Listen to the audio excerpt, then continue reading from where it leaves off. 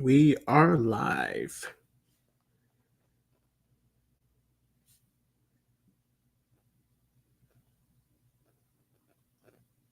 I believe we are. I mean, no one's told me otherwise because no one's in here yet. But we gotta wait, we gotta wait, we gotta wait. Momentous occasion. We've gotten this far. A little patience for people to come into the chat is warranted.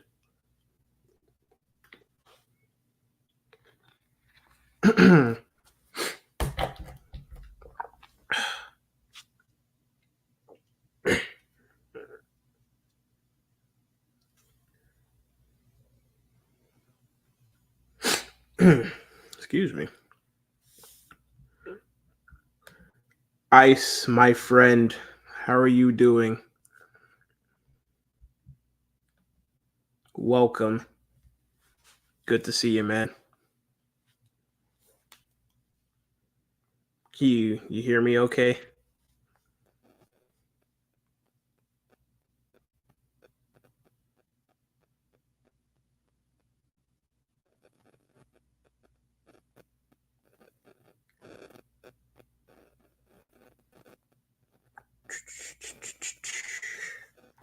Got some fun planned today for this momentous occasion.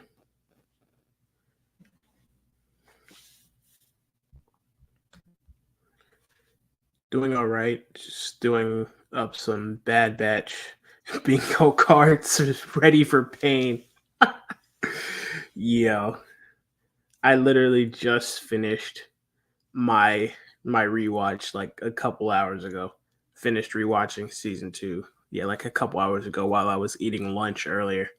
So I am prepared, and I have thoughts on my rewatch. Maybe I'll share them here, depending on how many people show up and when we get to the fun part.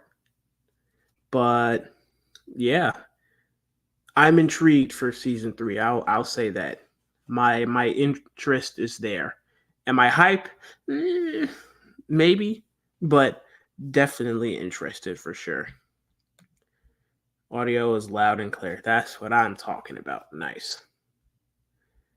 Let's see if we can get a few more people in here before we get started.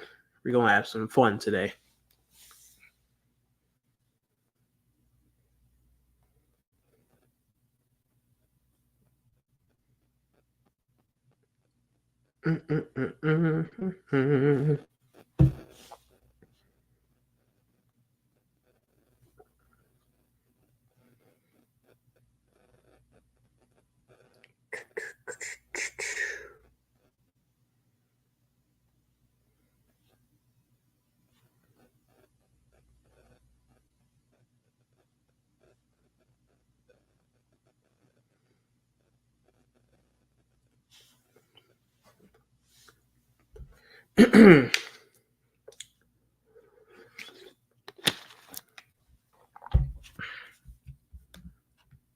Not sure how long I'll be able to stay, but I wanted to stop in and say, can't read, to say congratulations on the 10-year milestone. Thank you, man. I appreciate it.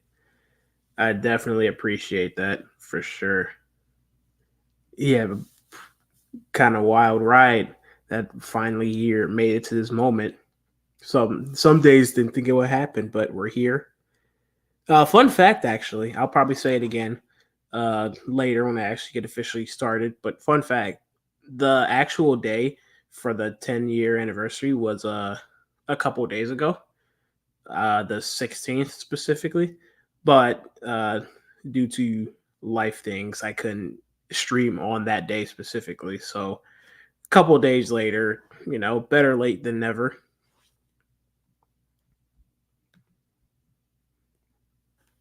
Yeah, yeah. Season one, season one's a chore.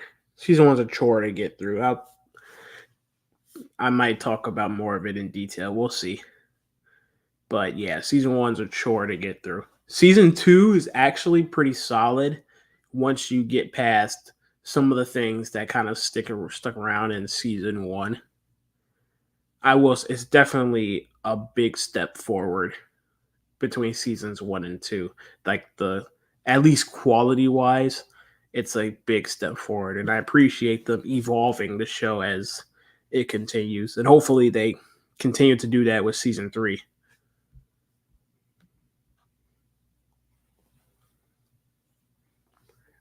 I'm hoping they go out with a bang.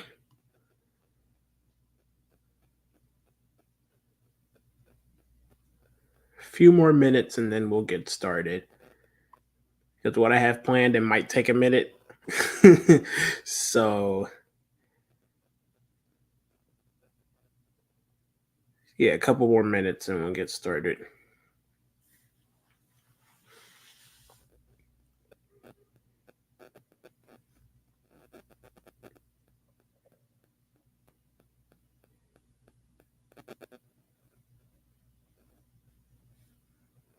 This is going to save for a little bit, save my voice.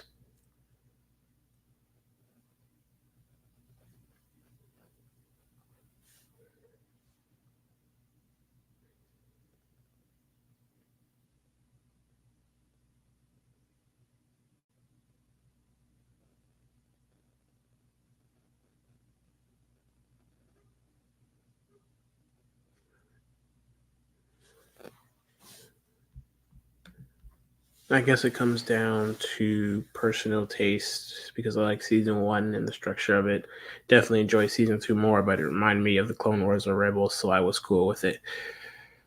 All right. Well, here's I'll give this little snippet. Here's the thing with season one of Bad Batch that kind of makes me not like it as much as like say Clone Wars or Rebels, at least their early seasons. With um with with the Clone Wars, it's so funny when people mention how like the Clone Wars has lots of filler. Like when people try to hate on the Clone Wars and stuff like that, and they're entitled to their own opinions, but I'll just be like, well, the Clone Wars wasn't built narratively to be a linear storyline. It's supposed to tell the stories of the Clone Wars. It's not telling one linear storyline. Sure, it's a debate that Ahsoka or Anakin's the main character or whatever, but fundamentally, it's a compilation of the Clone Wars, the greatest hits of the Clone Wars. That maybe not all of them. Like, did we? I get how sometimes like do we really need an episode of R2 and C3PO looking for fruit, but I give it sort of a pass. Like I said, some episodes maybe not as much, but for the most part, Clone Wars wasn't built to be a linear show, especially not for 7 seasons. And then Rebels, eh, Rebels, hmm, Rebels kind of started out like that, so I also kind of give it a pass because I mean it was more of a goofy show. Didn't like you say in your next comment, Ice didn't take itself too seriously. Um, but then it also evolved as the show went along and the story became more linear. Um, but I don't know with the Bad Batch. I guess it's because we saw it already with Clone Wars and with Rebels, and it's not as interesting either. Narratively, it's not as interesting to watch them, work for Sid. I despise Sid. I don't, and then it was just keep Omega away from the Empire. I mean, run. It was basically just them running for the whole season. There's not really much didn't really come together until like the last 3 episodes, I'll say, when they had to go back because Hunter got taken. And I mean, it's kind of like that in season 2 as well, which is kind of a nitpick, but it does it better. I'll get to that later, but it does it better. Yeah, yeah, weren't like the trench episode, or was that in season 2? I know there's like the trench episode that's like technically, canonically, the very first thing that happens in the Clone Wars era per se.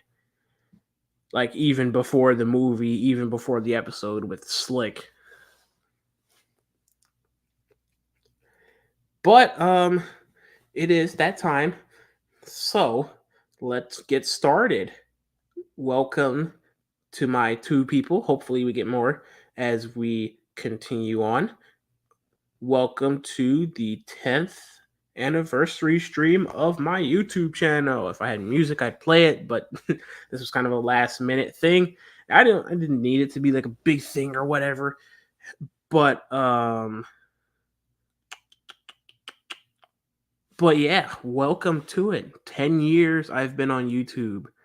Um like I told my friend earlier, and tell y'all now, technically, if we're talking officially speaking, the 10th year anniversary, the exact day was February 16th. So, like a couple days ago, February 16th, 2014, I uploaded my first video on my YouTube channel. And it's a very young Sideswipe doing very young what did I do? It was gameplay of Transformers Prime the game on on the Wii, and it was very basic, using a phone to record.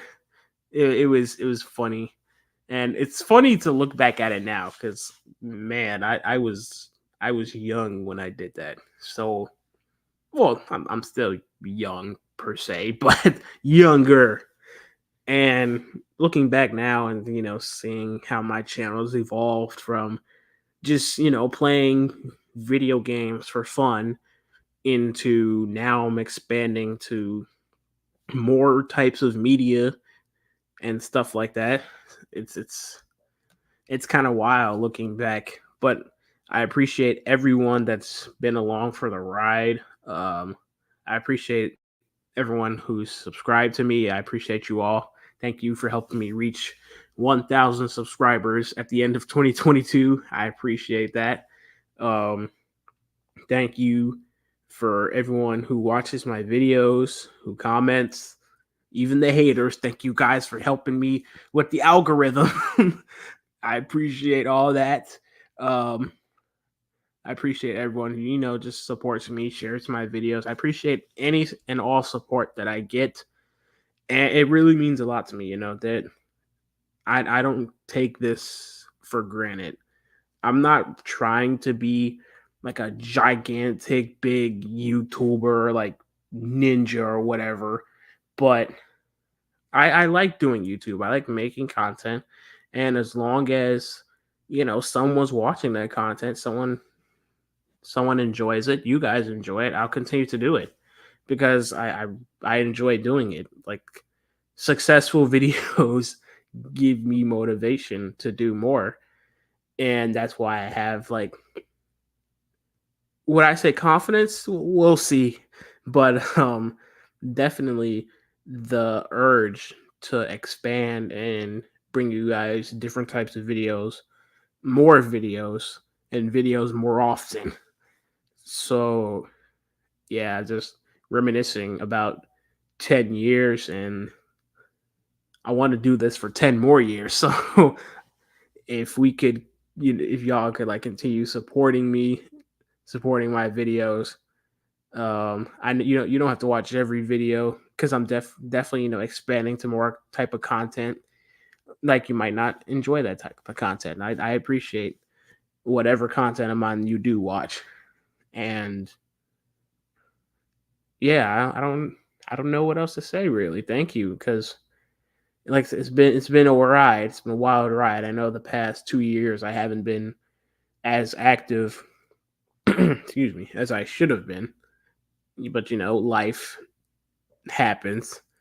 But I I am committed to bringing more content to you guys, trying to get back to a maybe not consistent but semi consistent schedule.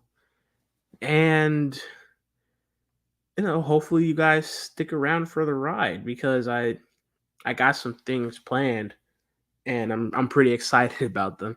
As once I put them into execution, I really think they're going to be something special, and I want to share that with you guys. So thank you for all the support you've given me, and I hope you continue to support me as we continue on to through this journey to 10 more years. Let's hope so. Excuse me. Um, but with that being said, now we move on to the fun part. And that is going to be, if I can pull it up, that would be great. Work with me, work with me.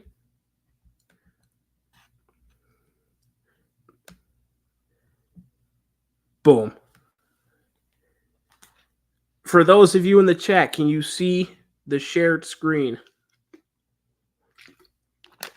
Excuse me.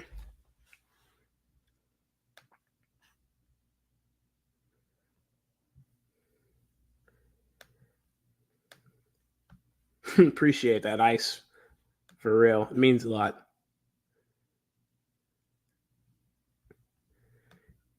Yes, sir. That's the fun part we're doing today. We are doing a Star Wars tier list live. Live and active. Live and active? But, well, you know what I mean. Live in front of you all. You'll get my honest opinions on what I think of the Star Wars universe. And we are going to rank every single project. Maybe not every single. Full disclosure, there are like two things that aren't on here, and I think those are Resistance and spoiler alert, I put in a few video games because why not? Uh Fallen Order. No, not Fallen Order. Survivor, Jedi Survivor. Because I haven't watched Resistance. I don't plan on it. And then I haven't played Survivor yet because, uh funds. I'll get to that soon. It just won't be anytime soon. If you follow me on Twitter, you'll know when I played Survivor. You're a braver man than me because I'd get eaten alive. Yo, I think I'm about to get eaten alive right now. I'm lucky it's only two of y'all in here. Imagine if I had like double digits, it would be insane. But who knows? Maybe one day I'll get to double digits. That would be a lot of fun. Multiple people in the chat. But I appreciate you. I'm not saying I don't appreciate you two that are here. Just what could be. But without further ado, let's get started because we got quite a few projects, so we gotta get a move on. If there's a way I can make this smaller so I can still see the chat.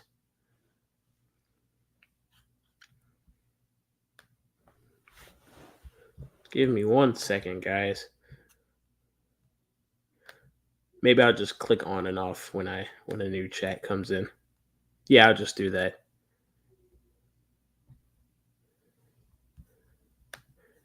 Resistance is an okay show. Emphasis on okay, Ice. Yeah, I don't know. Maybe one day I'll check it out, but it won't be today, it won't be tomorrow, and it won't be anytime soon for sure. Especially because I've been binging every single anime I possibly can.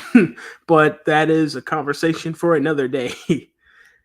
Let's move back to Star Wars. And with that, let us begin with the Phantom Menace, where chronologically all began.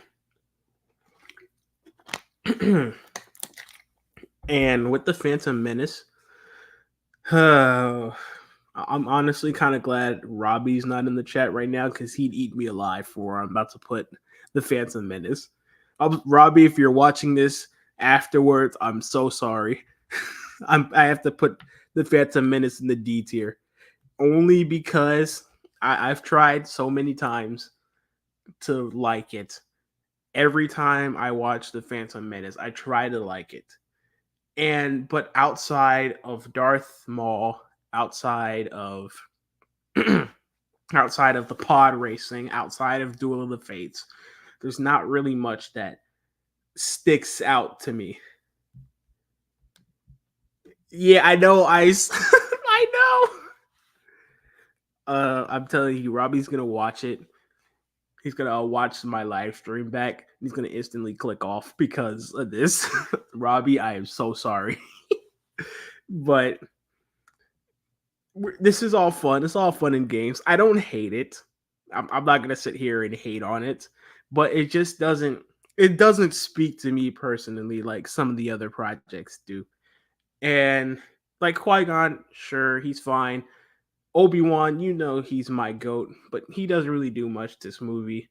Jar Jar, no hate to Ahmad Best at all whatsoever, but I wasn't rocking with Jar Jar. Jake Lloyd did the best with what he could. I think he did a pretty decent job playing a kid Anakin. Didn't deserve any of the hate he got at all whatsoever. And I hope he's doing okay. And then, I get that politics are like a part of Star Wars, and they always will be. But, when like 1,000, maybe not 1,000, not 1,000, when like 75%, yeah, I'll do 75%. 75% of the movie is politic talk. I don't know. I don't vibe with it. Like, I understand politics are important. If it makes you feel any better, Phantom Menace fluctuates in my ranking all the time. It pretty much stays the same for me, at least on the movie side of things. I haven't really done a whole movies and shows ranking until now, honestly. But yeah, I just don't vibe with the Phantom Menace personally. That's why I'm putting it in the D tier. Next up, we have Attack of the Clones. Now, this is kind of a weird one for me, but weird like every time I watch it, I like it a little better. I like it a smidge better every time I watch it. Like that third act is peak. Sorry, it carries the movie insanely, but it's peak nonetheless. But then there's also some cool nuggets sprinkled out within the other two acts. Like, sure, the first act is it's eh. Second act is filled with all the lovey-dovey. George Lucas doesn't know how to write love dialogue, but there's some like cool sprinkle stuff, like Anakin finding his mother and getting like a first real taste of the dark side by slaughtering all the Tuskens. Obi-Wan versus Django. Obi-Wan in general. Obi-Wan's the best character in Attack of the Clones. I will die on that hill. But yeah, and then like I said, the third act is peak. So for me, Attack of the Clones goes in the C tier.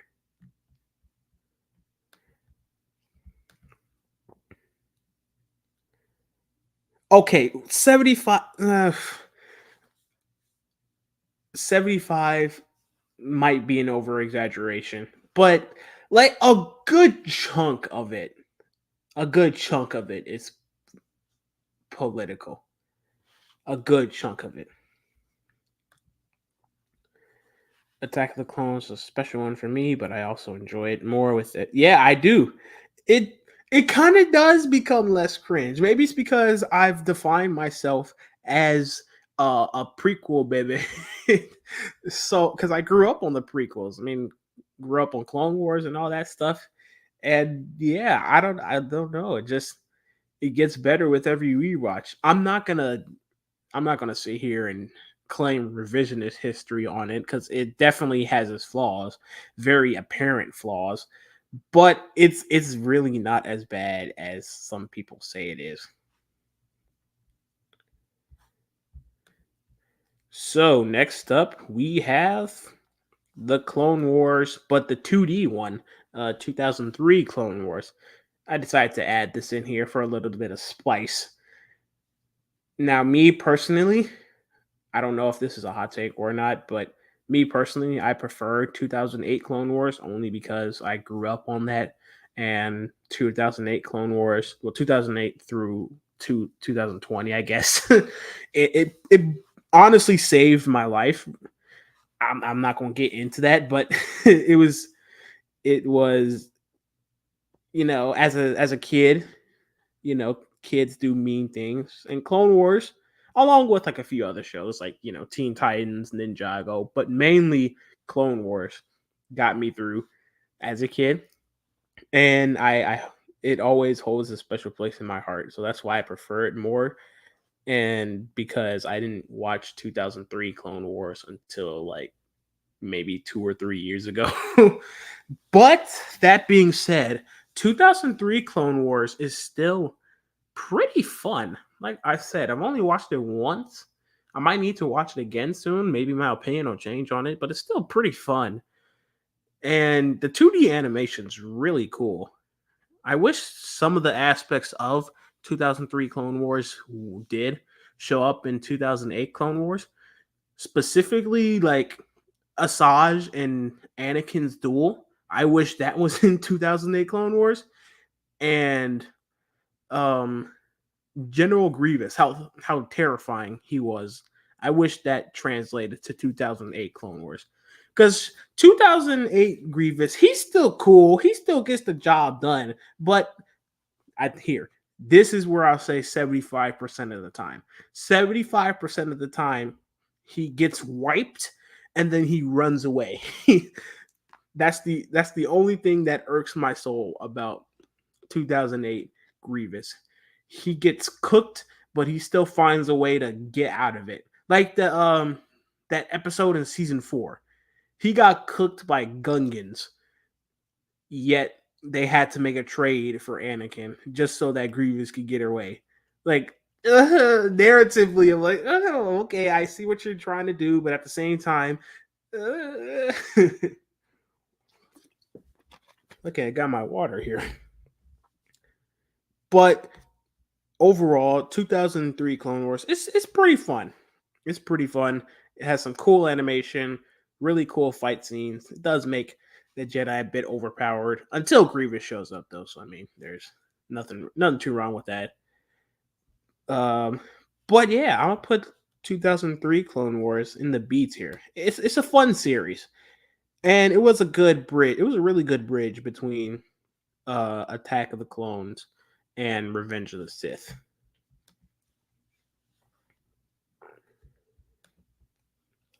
3D animation style of Clone Wars took heavy inspiration from the 2D show. They straight up. Oh yeah, they did. I appreciate them doing that. I guess I just wish some of the characterizations of the some of the characters also um translated back. Hot take: prefer 2008 Grievous to 2003 Grievous.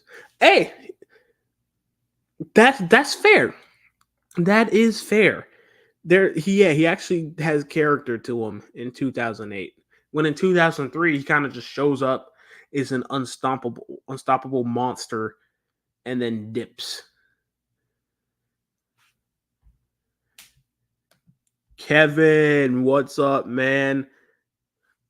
How you doing, my guy?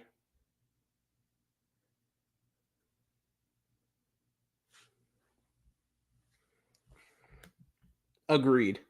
Agreed. He's kind of like this is gonna be another hot take. He's kind of like how Boba Fett was in the original trilogy compared to him in the Book of Boba Fett. How in the original trilogy he would. This is gonna be a hot take, and the dude bros aren't gonna like this, but Boba Fett was a walking recycling bin in the original trilogy. He just looked cool. He didn't do anything that was really cool, but he just looked cool, and then got taken out by a blind man with a pole. But Book of Boba Fett gave him character, gave him character, and I will die on that hill. I don't care what anybody says. What do you mean that this isn't my Boba Fett? The 1981 was the one who just walked around and missed all his shots, or the one who got taken out by a blind guy, or what about the one who no, or the one who actually got some character and was still awesome? Sorry, I have to go on a tangent there. But yeah, that is that's the comparison I thought of. Oh my gosh, look, it's Peanut, y'all. My love, Peanut has arrived. How are you doing, my goat? So glad you can make it.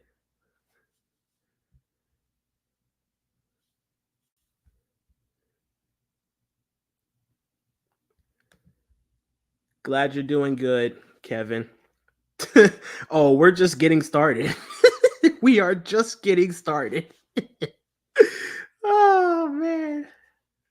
You're in for a ride.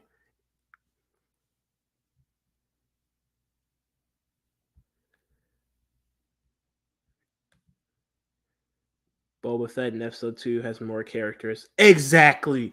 Exactly. I'm going to say this every time. I'd rather, even though maybe the execution wasn't great, I'd rather have Boba Fett who leads with respect and honor over Boba Fett recycling bin guy. I said what I said. I gotta move on. We're gonna be here forever. Doing great. Love the Boba Fett. Yo, I'm saying, Peanut, you remember the spaces when we were doing Boba Fett? We we said some hot takes, some out of pocket things, but at the end of the day, we loved it. Ah, it's giving me flashbacks. Oh man. But moving on from from Boba Fett slander, we have the next one on our list, and that is the Clone Wars movie. And this is probably the only thing I'll say about the Clone Wars movie that's maybe negative, is that it doesn't age very well. At least especially when you watch the evolution of the series, and not even just like animation evolution, but character writing evolution, uh voice acting. The movie doesn't hold up the greatest. I don't hate it. I actually still find parts of it enjoyable. Like the first act. I still love the first act of the movie because it throws you right into what the Clone Wars is about. And it also sets up what to expect in the show. Basically, the Clone Wars. Basically, a battle of the Clone Wars. One of the battles in the Clone Wars. Did we need a whole plot about Jabba the Hutt's son? Debate if you want. um, Me personally, I'm like, okay, sure, I guess. Like, I loved it as a kid, but growing up, I was like, this doesn't hold up as much as I thought it did. However, it is not terrible. I will never put it last on any of my rankings. I think I think it's above like three movies in my ranking. Yeah, at least three. So for me, uh, the Star Wars, the Clone Wars movie is going to go in the C tier. It used to be above Attack of the Clones, actually, but like I said earlier, Attack of the Clones, I continue to like it a bit more with each rewatch. I mean, animation has to start somewhere. Yeah, like, I get that. I understand that 100%. And um, this isn't me like bashing it or anything, but just looking back at it, it's like it doesn't really hold up that well, to be honest. And like earlier when we were um, what were we talking about? We were talking about like um how like Avatar: The Last Airbender was basically kind of like Dave Filoni's audition to do the Clone Wars, and you know how that animation holds up really well, despite it technically being kind of older than the Clone Wars. I think I'm kind of looking at it from that perspective. Um, I don't know. I guess it's weird. It's kind of hard to explain. Yeah, it's kind of hard to explain. But like I said, I don't hate it, but it doesn't hold up the greatest.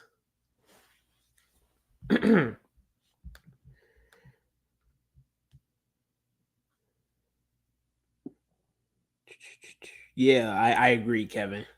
I wish it's weird how they did more with Grievous in 2008 than in 2003, yet it really wasn't much at all. They just showed him really being a coward. And yeah, he got his moments like when he cooked a whole a whole a whole group of clone troopers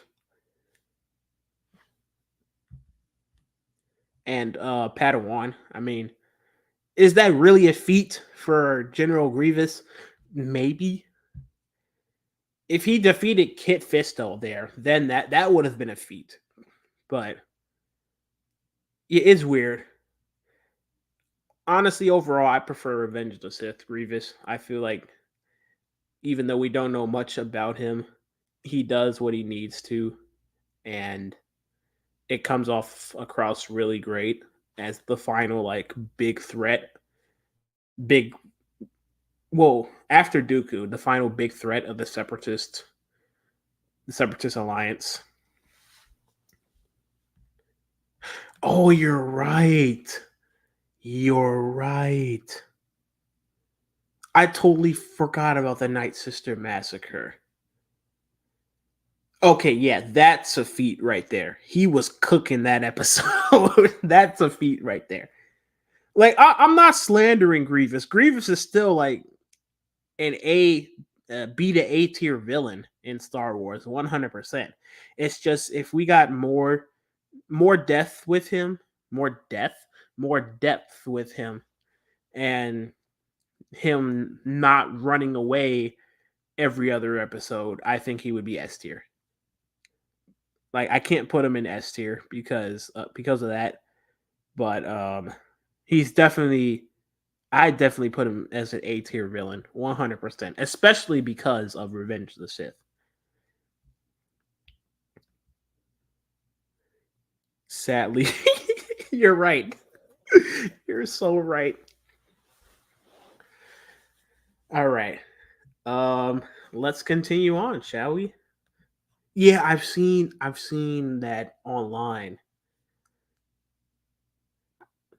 I kind of really got to think about that because Maul is a powerhouse on his own, and technically he should have the advantage in a fight with Grievous. But Grievous was trained by Dooku, and I think Dooku, even though I love Maul with all my heart, Dooku would cook Dooku would cook Maul, literally and figuratively, in a fight. You saw how Sidious cooked Maul on Mandalore in season 5. That would be Dooku. Maybe the fight would have gone a little longer, but it would still be the same result.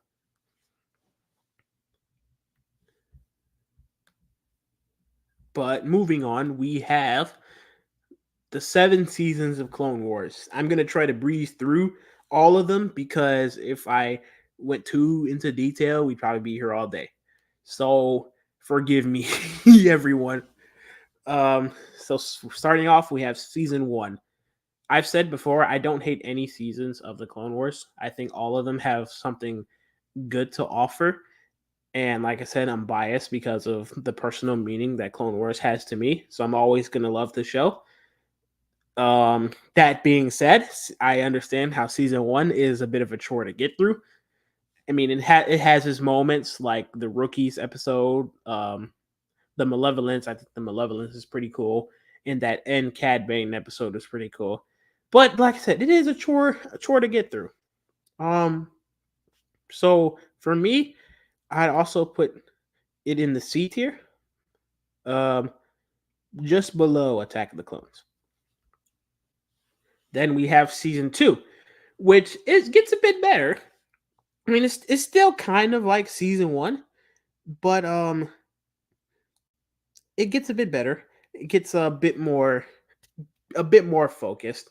Not much, because we still have that C3PO and R2D2 getting food or fruits for a cake episode. But besides that, like I said, I love all seasons of the Clone Wars. It's just some have more meat and potatoes than others.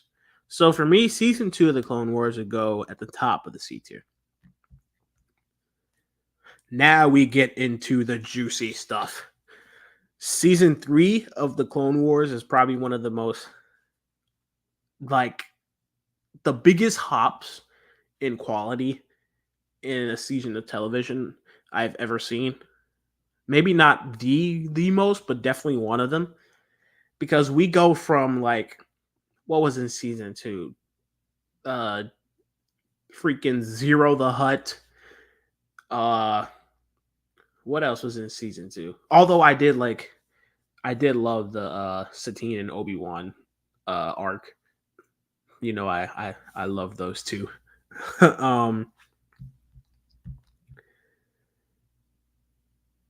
Wait, season 3 had the fruit episode? I could have sworn it was season 2. It was season 3 that had the fruit episode? Oh gosh. Yo. Okay, the Zero, oh, you're right. You're so right. You're so right. Because Cad Bane was in that episode.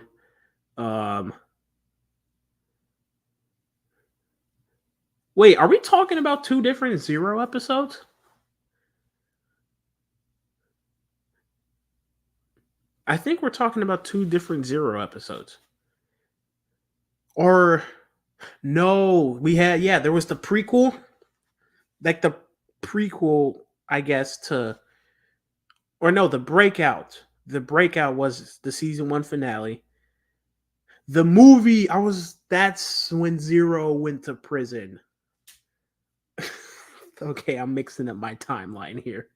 That's when Zero went to prison. And then you had the episode in season 3 when Obi-Wan and Quinlan team up to track Zero. Okay, there we go.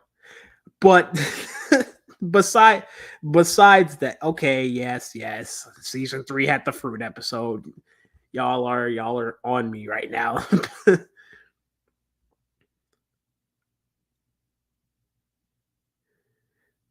Wait, Zero was the one who hired Aurra Sing? I won't even lie, it's been a minute since I watched the Clone Wars. So some of that's kind of blurring with me. Yes, I was just about to get to that. With season 3, you got You go from that to freaking an update in animation. I really like the update in animation. I wish they did it at the beginning of the season and not the middle of the season, but that's besides the point. The update in animation is great. And then you got banger after banger. You got the Mortis arc. You got the Citadel arc. Definitely one of the most underrated Clone Wars arcs in the entire show. There was one more arc in season 3 that the Savage arc. The Savage arc is in season 3 when he's introduced.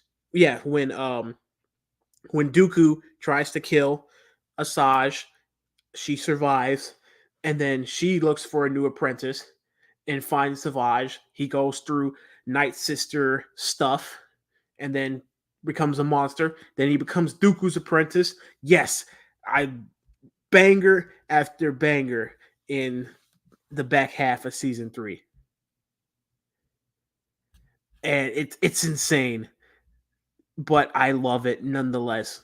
I think season 3 is my third favorite. Yeah, my third favorite season of the Clone Wars. Just banger after banger once you hit the halfway point of season 3. So it's going in the A tier for me. Then we have season 4. And season 4 is also another goated season. I mean, you got the box arc where Obi-Wan goes undercover as a bounty hunter. You got Darth Maul's come on, Darth Maul's return. Darth Maul turns him into one of the best characters in the Star Wars universe ever. What else was in season 4? What else was in season? Umbara. Umbara. Come on now. Like that's just peak right there. You had so many peak arcs in season 4, and I understand why some people put season 4 as their best season because you had banger after banger in season 4.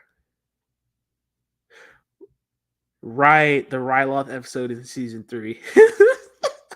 They did that Jedi Master so dirty. Like, come on, his name is Gundai. Gundai. Come on, man. He was set up for failure.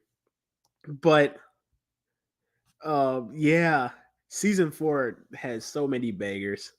I I like season 3 a smidge more, but season 4 is still like top tier. So I'm also putting it in the A tier.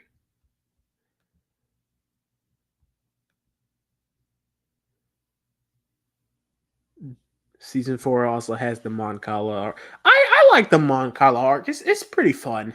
It's a pretty fun um beginning to season 4. I'm gonna die. And Admiral die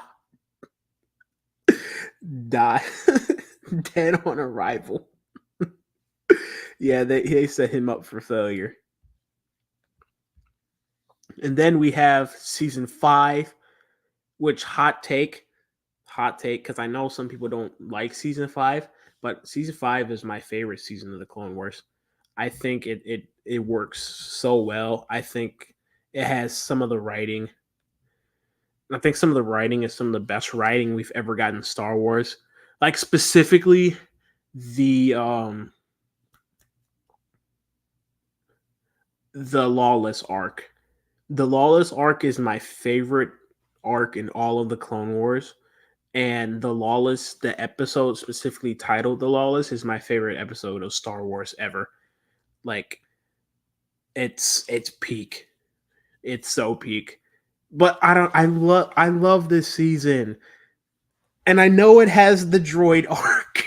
And I know it has the youngling arc, but I enjoy the youngling arc for the writing and the character development. It not only gives the younglings, but also Ahsoka herself. The droid arc, I do I do something special for the droid arc that makes it fun. And then you had the Lawless arc, you had the Onderon arc, which is a lot of fun, basically Clone Wars Rebels per se. And then you have We got Darth Sidious in the flesh dueling Maul and Sith. Shit's like, come on, come on. Yes, season 5 is my favorite. I love season 5. And then you have the betrayal arc with Ahsoka. And yes, I understand that it's a tough situation, a tough topic when talking about Barris's role in that arc. And I understand that they chose a Jedi to betray Ahsoka, and it was, yes, it was kind of random. And yes, it should be looked at kind of controversially, as they kind of picked a Muslim coded character to commit those atrocities, and that's not right at all whatsoever. And I understand that nuance. However, outside of that, I love the arc, and I love the position it puts Ahsoka and Anakin in, and it perfectly sets up why it perfectly, or if it, as long as it, like, it starts Anakin's really distrust of the Jedi. Like, sure, he's already had it this long, but he watched his Padawan get so distrustful of the Order that even after they figured out they were wrong and tried to bring her back, she didn't want to because of the hypocrisy. I believe that's where it truly starts, and it's other than Barris's role in it, it's great writing, and I love it. Like I said, other than Barris's role, so I love season 5 so much, so much, and that's why this is going to be our first S tier of the night or evening, wherever it is, whatever it is where you're at.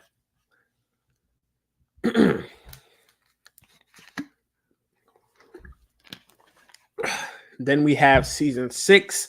Season 6 is, like, I give season 6 the benefit of the doubt because these are basically called the lost episodes per se. Yes, the Lawless is the best the Clone Wars had up to that point. Like, it was so good. But back to season 6, they're called the lost episodes because it was a shortened season. This is when they decided they were going to cancel the show. So they're like, what arc should we put in here to give the show a last hurrah before we send it off to oblivion? And we have the Fives arc, which is one of the most emotional arcs in the entire show. The thing about that arc for me that every member of Jedi Council generally apologize to Ahsoka. Oh boy, we're getting we're getting into Mace talk. Oh man. Um, I'd have to think about that some more when talking about Mace. Mace is a nuanced character, and I like Mace, and he's done questionable things. Like, he's not perfect. Oh, I didn't say hate. I didn't say hate. I was like Mace discussion, because you know how that gets on the Bird app. But with season 6, yeah, you got the Fives arc, one of the most emotional arcs in the entire Clone Wars show. You had the Yoda arc at the end, which is a really, really good and underrated arc. I mean, it brings Darth Bane to canon. That's awesome. I wish we saw more of him, but that's awesome. And then I forgot, the other two arcs were fine, I guess. What were they? It was the bringing back freaking Clovis. Like, sure, whatever. I'm glad he died. Rest in piss. um, and then the random Mason Jar Jar arc, which fine, whatever. Sure. Yeah, like, Interesting pairing, Mace and Jar together. But that being said, like it's a pretty underrated season in my opinion. I enjoy it quite a bit, especially the first arc and the last arc, obviously. So for me, the Clone Wars season 6 is going to go at the top of the B tier for the 100th time. Yeah. honestly, honestly, we don't even know. We still don't know how she died, which is kind of crazy. Like Shang-Chi is stuck in limbo right now. Who knows when they'll bring her back? And then we have season 7 of Clone Wars. We love it. We all love it. It was universally praised. I mean, you had the Bad Batch arc. It was great. It was really the Bad Batch arc was basically the last pure Clone Wars arc per se, like about the Clone Wars. If you really think about it, and I just love it for that. The Martez sisters, sure, I guess it gave great character development to Ahsoka. I appreciate it for that, but outside of that, sure, fine, whatever. But the final arc, y'all, y'all know, y'all know the final arc, the Siege of Mandalore, the most, some of the most beautiful Star Wars ever. I cried. I cried. I know y'all cried. Man, talk about a culmination of what, 12, not even 12 if we're going to include Revenge of the Sith, since like part of it takes place right when Revenge of the Sith happens. So a culmination of 15 years of storytelling, if we're really thinking about it, all in that single arc. It the writing, the animation, the fights, the music.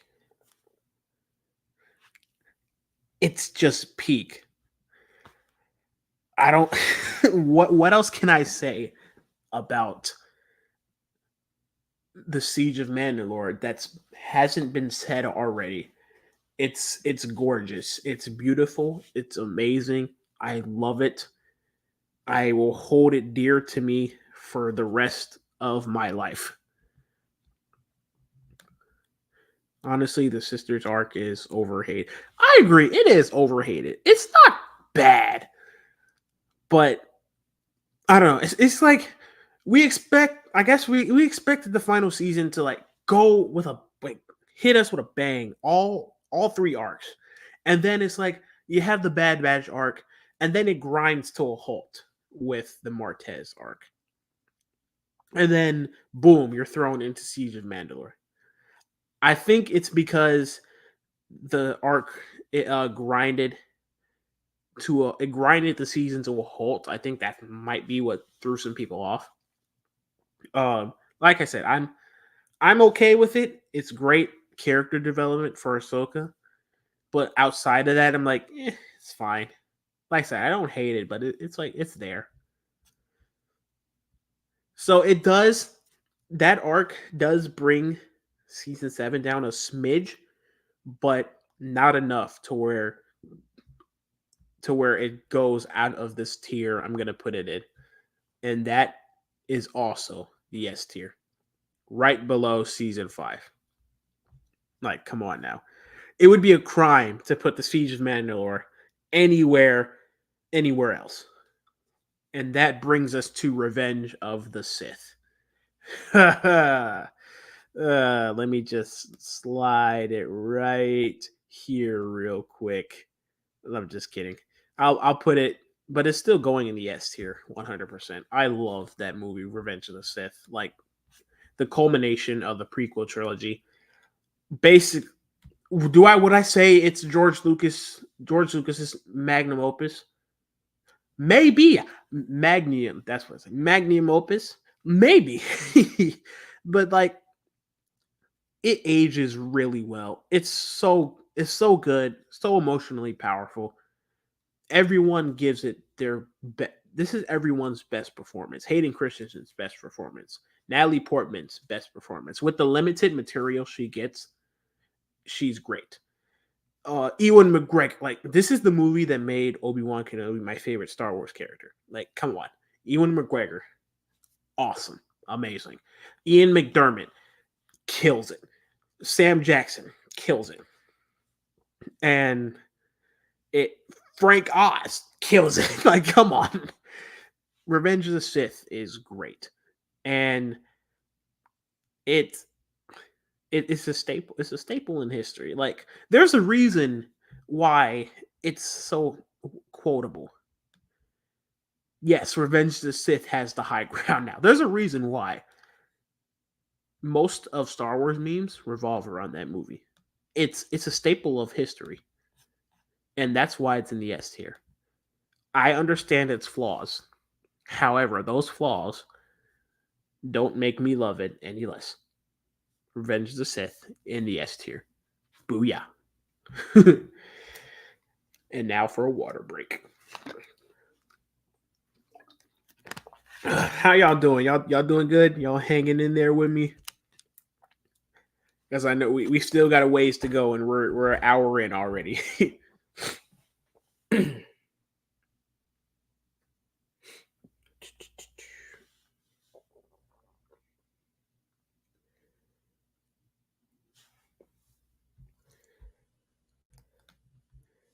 Well, thanks for coming, Kevin. I really appreciate it. Really appreciate you showing up. I hope you have a good rest of your day too, man.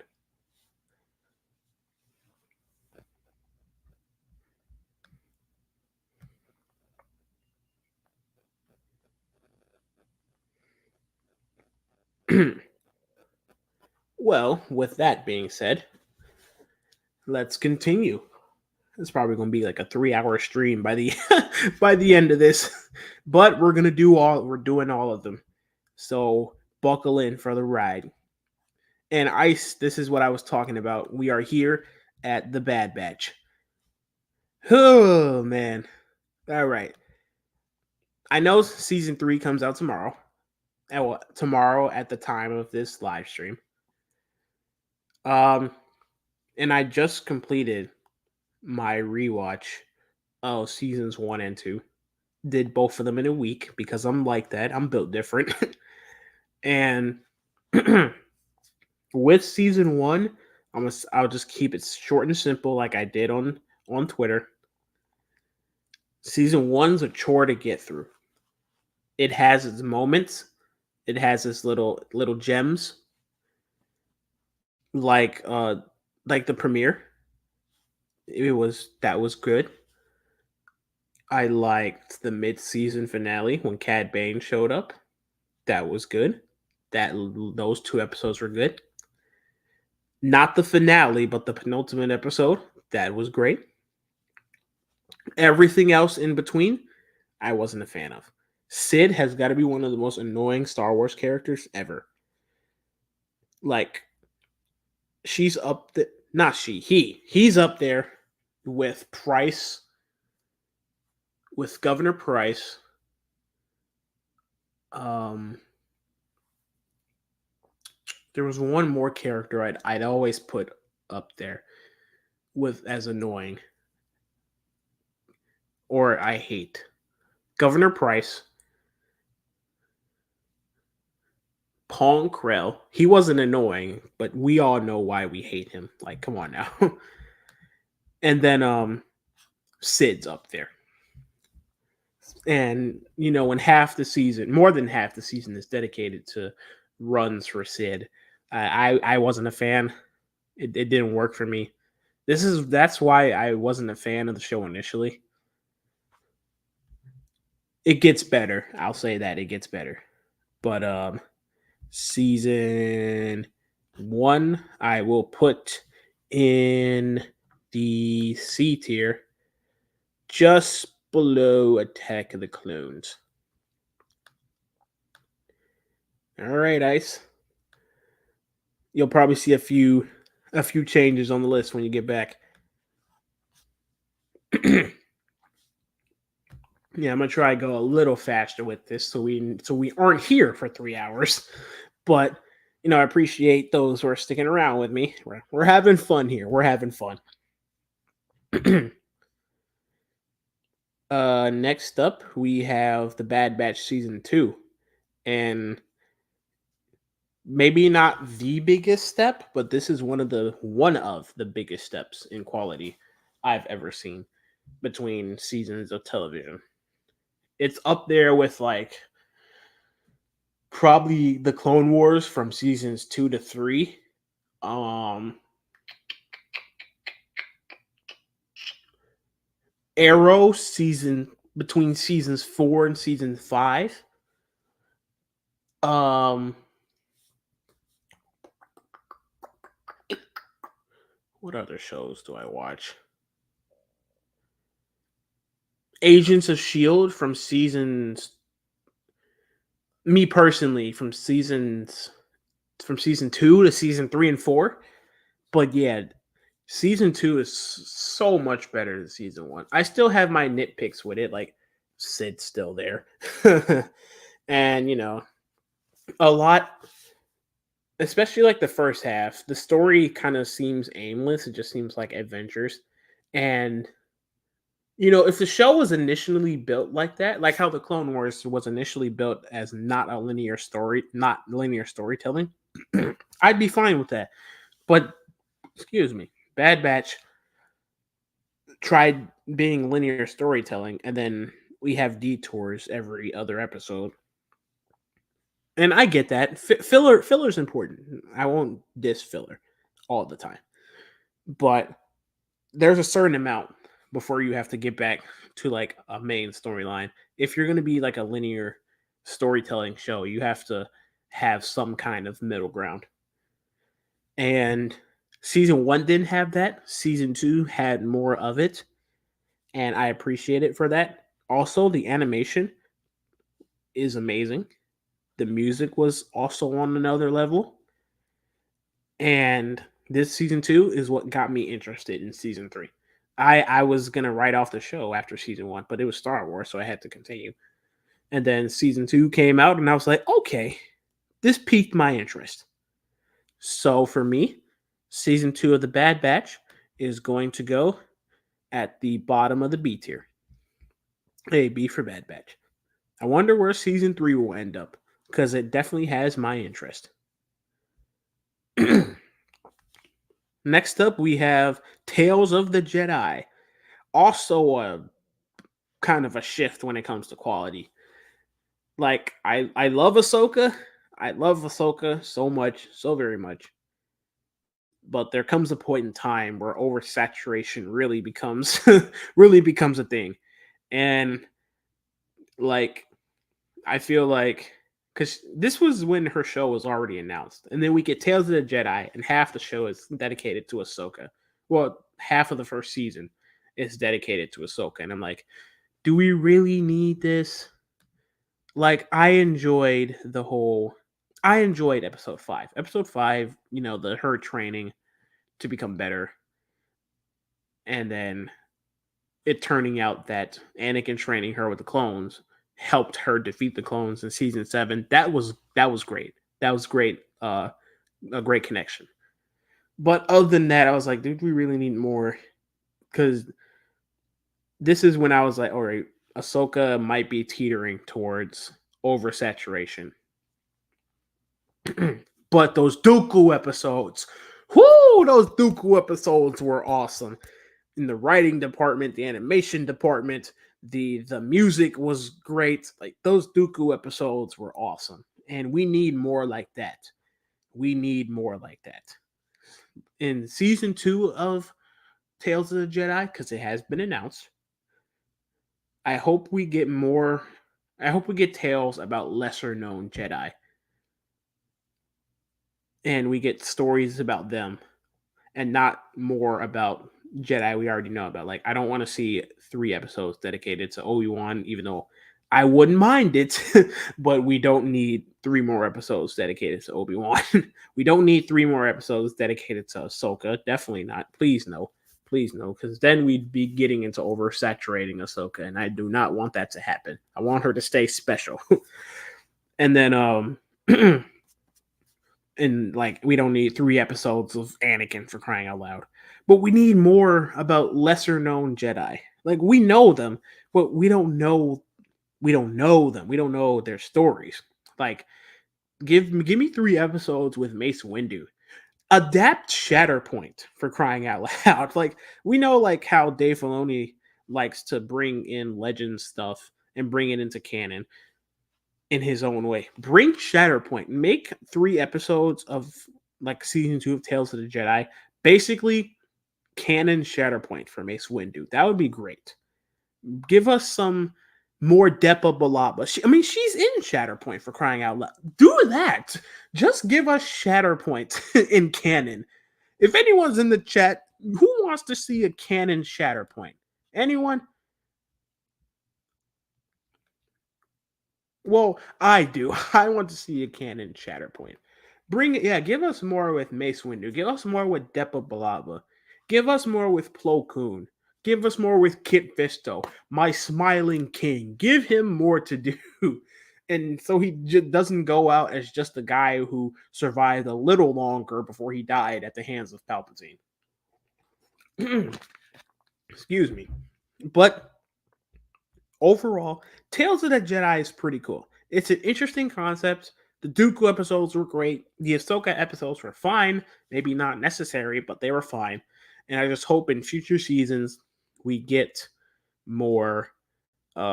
We get stories about lesser known Jedi, and who knows? Maybe we could dive into some Tales of the Sith. I'd really love that. But for now, I put Tales of the Jedi in the B tier, right below Clone Wars 2D or 2003.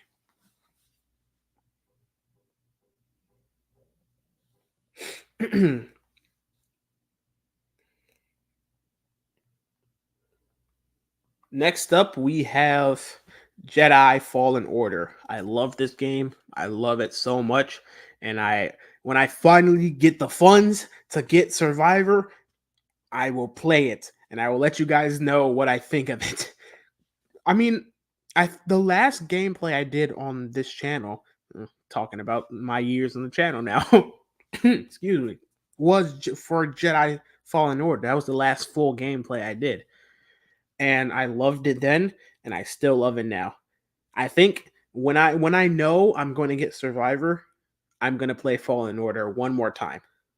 But yeah, I love Fallen Order so much. It's such a great game, such a great story. Cal Kestis, he's in my top 10 Jedi now because I love his story so much. I mean, the second sister is a great villain. You got great side characters like Seer, who's grown on me. Um, okay, Trilla, her name was blanking on me. The second sister, Trilla. Trilla's great. She's a great villain. You got Grease. We love Grease. We love our King Grease. Not BB-8. Goodness, BD1. We love BD1. He's awesome. We love him. Our king. And yeah, it's a great story. The gameplay is great. I love it. I love it so much. Jedi Fallen Order is one of my favorite things in from Star Wars in the Disney era. And I'm telling you, I will let you guys know as soon as I start playing Survivor, and I will let you know what I think of it. I've been hyped for it for so long, and it's finally in my reach. I just got to get a few things together. But Jedi Fallen Order is going in the S tier for me. Oh boy, now we're getting juicy. Next up, we have Obi-Wan Kenobi. Hoo-wee. Oh man, if I was on the Bird app, the things I'm about to say, I'd get crucified for it. But this is my opinion. We love all opinions except very bigotry ones. We hate those. But I still love the Kenobi show. I still love it. I recently rewatched it. I think at the end of 2023 I rewatched it, and I still love the show. You if you've ever seen those tweets where it's like, um, show me one of those. It's great as long as you don't have someone yapping in your ear that is terrible. This is that show for me. I love what it does with the character of Obi-Wan. I wish they did more of it, but I love it nonetheless. I wish they focused on it more, yes, but I love it. Young Princess Leia, she's great. I think I did this in a space on Twitter with one of my friends.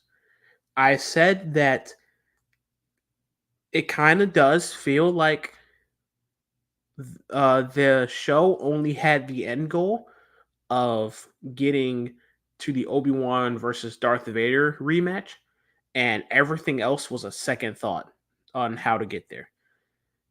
That is still true in my mind. I understand that. I get that. But it is not terrible. It is not bad. It's not even just decent. I think it's kind of good.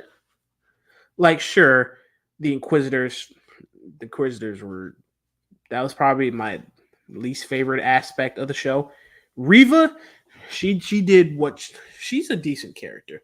Moses Ingram did good with what she was given. She didn't deserve any hate at all whatsoever. She did good with what she was given.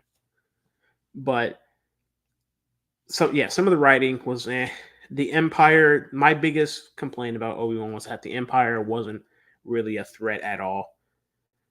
And it's kind of jarring when you go from the Empire and Kenobi versus the Empire and Andor. But I'll get that when we get to Andor. But still, I love Kenobi. I love what they did with him.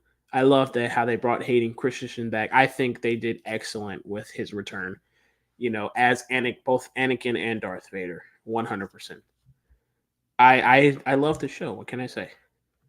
So for me, Obi-Wan Kenobi, maybe the hottest take so far, at the bottom of the A tier. Bottom of the A tier for Obi-Wan. Running out of water, my goodness. I'd say we're just about halfway through, I think.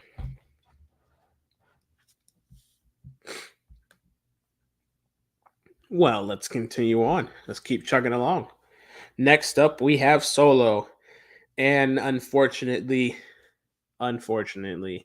Solos might end up being the only Star Wars project on here that goes in the F tier. I've tried so many times to like it. So many times. But it doesn't speak to me personally. I don't enjoy it that much. Like Darth Maul cameo is cool.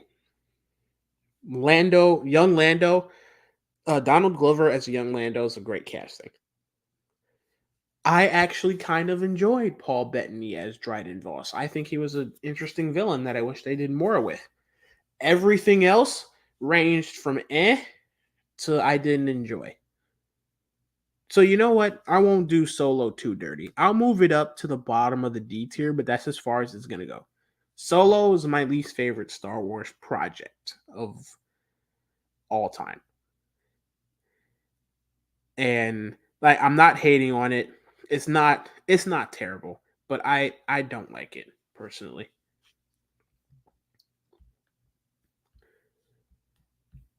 Welcome back, Ice. You missed some spicy takes. Spicy takes.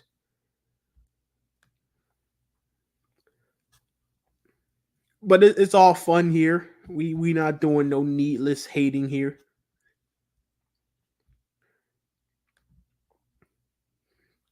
All right, I'm gonna try and speed through these too, since this is another season show.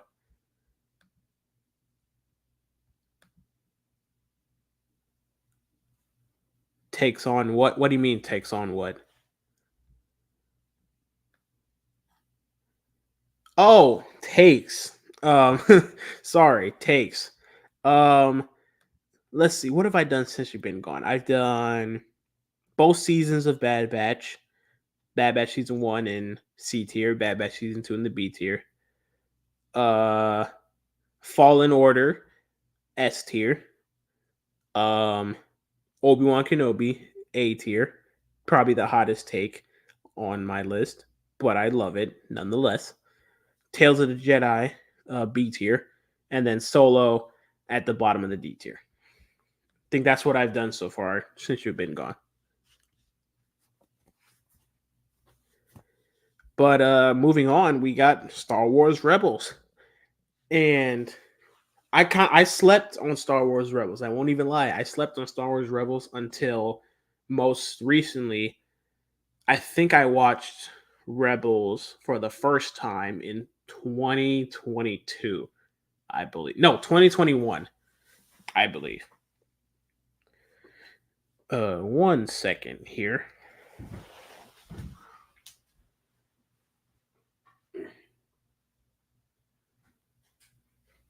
Started getting very dark in my room because the sun is no longer here, no longer shining through my window. But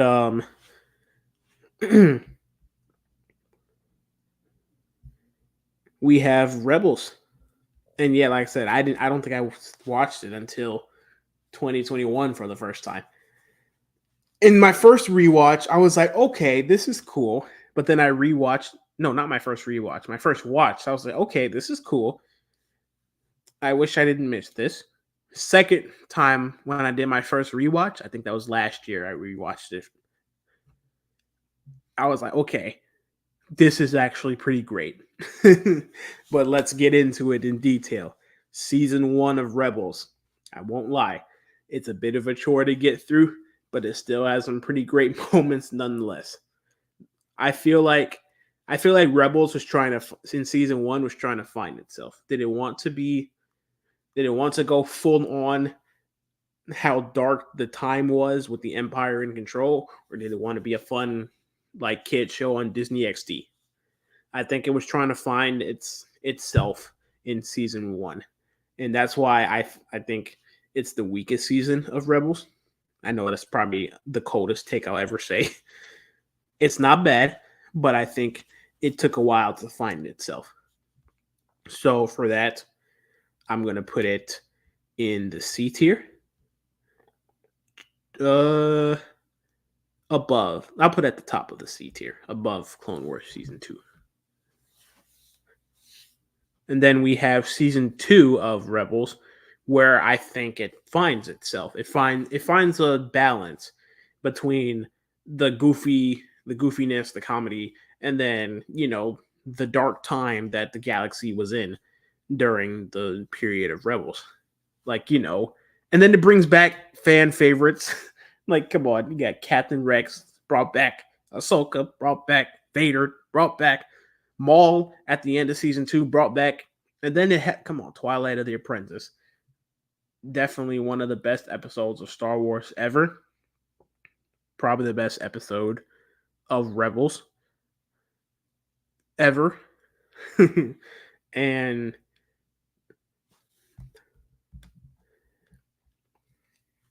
to be fair, most shows find themselves in their first and then gets better. Oh yeah, I get that. I get that. Um, Contrary to your point, though, when you get some shows like I don't know if you've seen any of these, but if you get shows like um you get shows like The Flash that had an excellent first season, um Daredevil that had an excellent first season, Arrow that had a really good first season, um Jessica Jones had a really good first season. Um like I know it not every show won't be like that.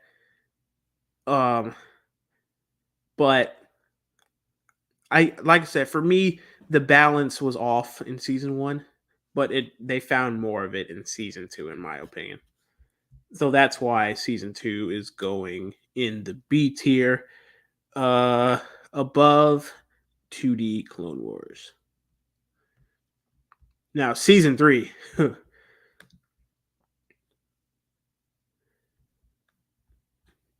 Oh yeah, definitely watch The Flash. Definitely watch The Flash. Do not listen to the Twitter bots. The Flash is actually a really good show. Inconsistent, yes, but it's still a pretty good show that had a pretty good ending in my opinion. But moving on, we have season 3 of Rebels. Excuse me. And season 3 of Rebels is my favorite season of Rebels. It's perfect.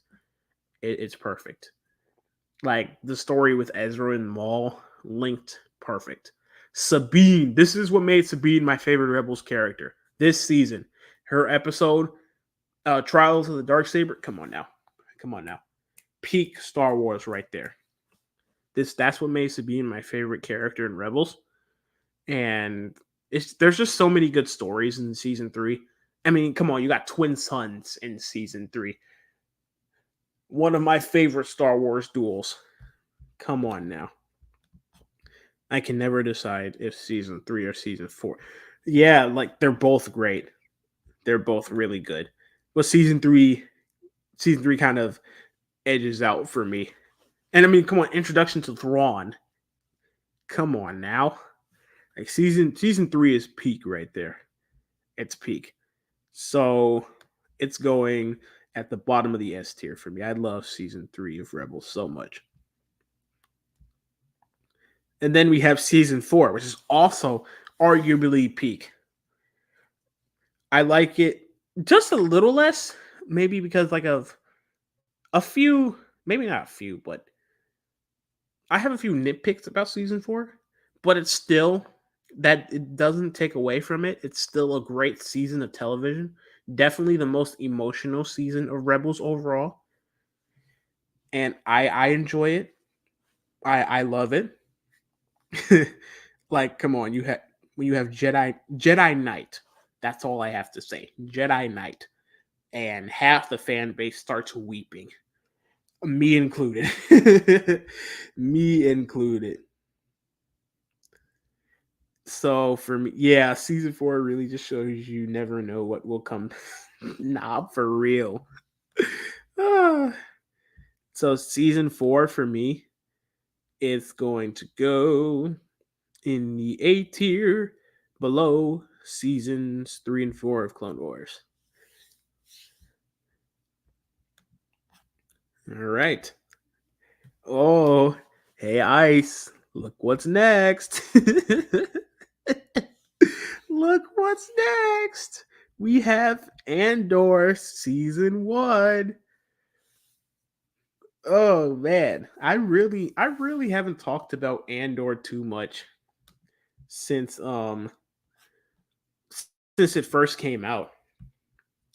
Wait, Ice, don't leave. Don't leave. Don't leave. Uh, I don't think I've really talked about Andor since it first came out. I have a rewatch planned for season 1 because okay, so here's the thing. Here's the thing about Andor.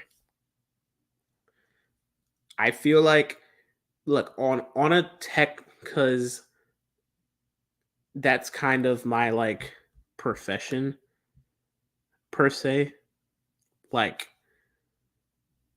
film stuff, cinema. That's kind of what I studied in college. So on a technical level, Andor is excellent. Like when it comes to editing, sound design, cinematography. I was telling a group chat I was in, every shot in Andor feels intentional. Nothing on the camera feels like it's just there to cover up screen time. Every shot in Andor is intentional.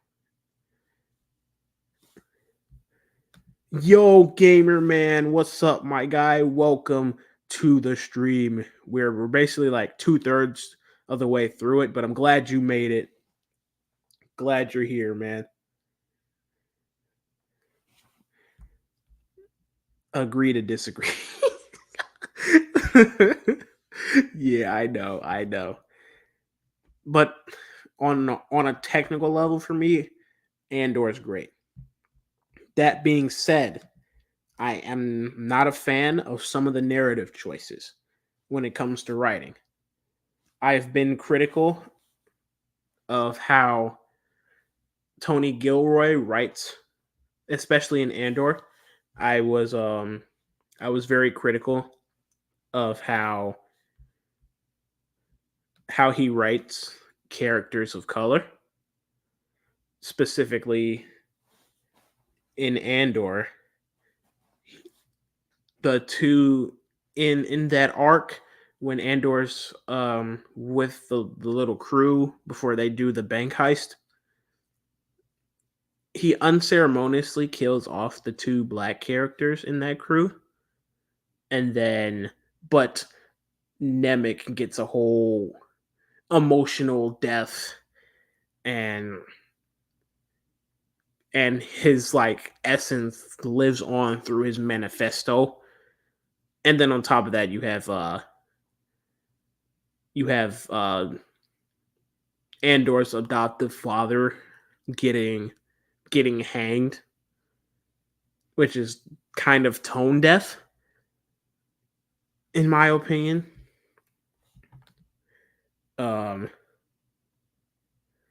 I have, like I said, I've been critical of the way he writes characters of color in that show. I'm not a fan of it.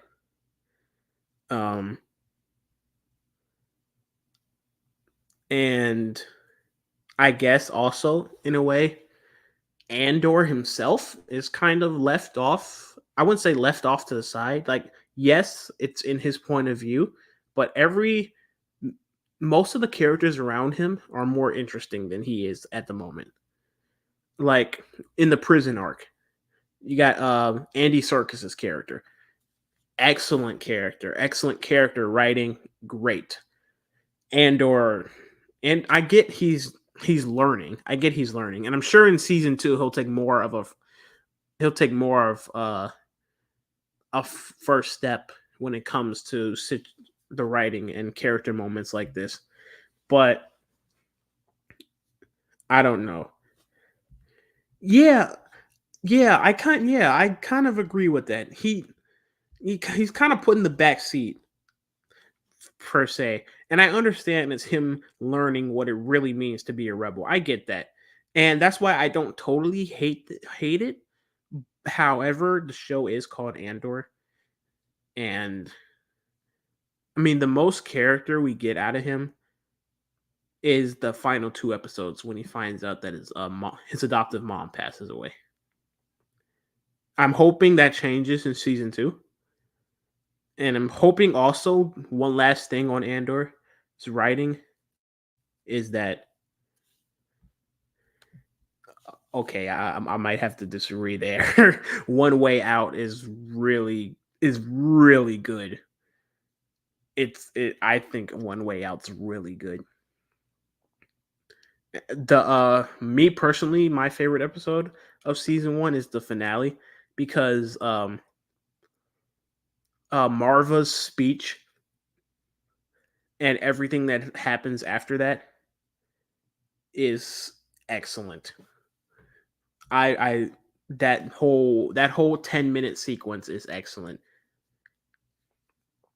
But I also hope that Gilroy doesn't shy away from the fantastical uh the fantasy. That's what I'm trying to say.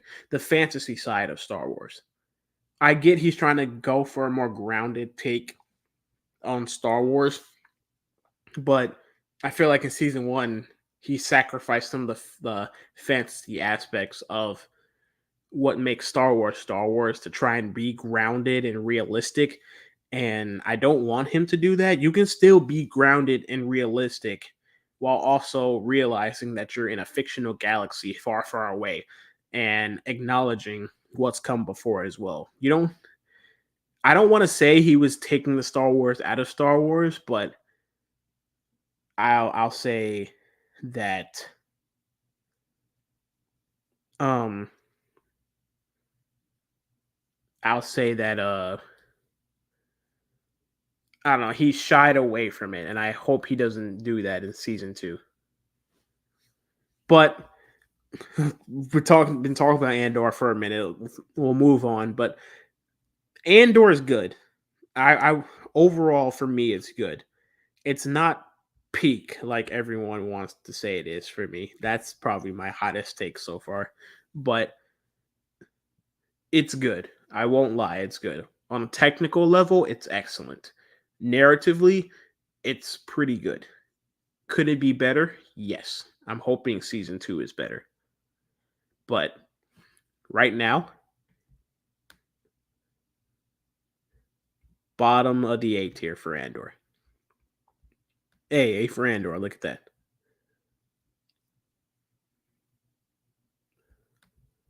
How do you feel about the new Jedi Order Rey movie in development? I'm excited. Well, okay, excited might be an overstatement.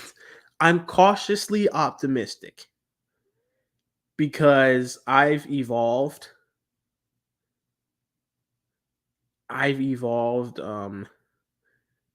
when it comes to my opinion of Rey, and I'm actually pretty interested to see um her the future, like her future story. I'm pretty hyped to see that. And I hope, I pray that Disney realizes that they're wrong, and I hope they go to John Boyega's door and beg him. I hope Bob Iger himself goes to beg John Boyega to come back. And I hope he says no at first, and then I hope he says yes and comes back. But overall, I would say I'm cautiously optimistic for this new movie. I think it has the potential to be great as long as there's not a lot of studio interference. It's only beautiful because Americans don't know any shade of green. Ice.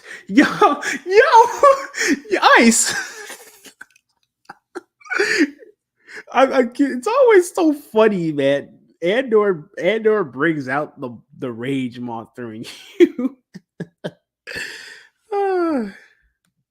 But moving on, we have Rogue One, which is honestly peak Tony Gilroy right here, and it's great. My favorite Disney era Star Wars movie. It's great. It has great action, great cinematography. The story is great. I wish I wish it didn't feel like a Suicide Squad movie at times, but it's still great nonetheless. And I don't know. It's also in my opinion the most beautifully shot Star Wars movie. But like, come on, it's oh no, what's his name? What's the cinematographer's name? No, I know this. I talk about it all the time. Greg Fraser. There we go. Greg Fraser. It's shot by Greg Fraser. Come on now. Like how he only makes beautiful things. Like even though I don't like the movie, it's uh Gareth Edwards. Oh no, he was the director. I think Gareth Edwards was the director. I was looking for like cinematographer. Um Greg Fraser. He only makes beautifully shot movies. Like even though I don't like this movie very much, Dune, the Batman, like come on. Yeah, he only makes beautiful movies. Shoots beautiful movies. But yeah, Rogue One is excellent. I love it, and that's why it's going in the S tier, just below Jedi Fallen Order. A part of me will always be sad that Luke's Jedi Order failed. That's always going to be a sore spot for me. Yeah, yeah. You would have thought that Luke, out of all people, would be the one to evolve from evolve and learn from the Jedi's mistakes instead of repeat them. But I'm excited to see how Ray does it because I know Ray. Because if Luke didn't do it, Ray's definitely gonna do it 100%. And I'm actually pretty interested to see how that turns out. All right. Next up, we have A New Hope. We're getting into OG trilogy stuff. And it's A New Hope. Like, come on now. It started it all. For a movie that was made in 1977? Yeah, 1977. It holds up really well. Story is great. Characters are great. I mean, sure, the technical aspects are, but it's 1977. Give it a pass. I mean, it's A New Hope. What else can I say? What else can I say about it? It started all of this.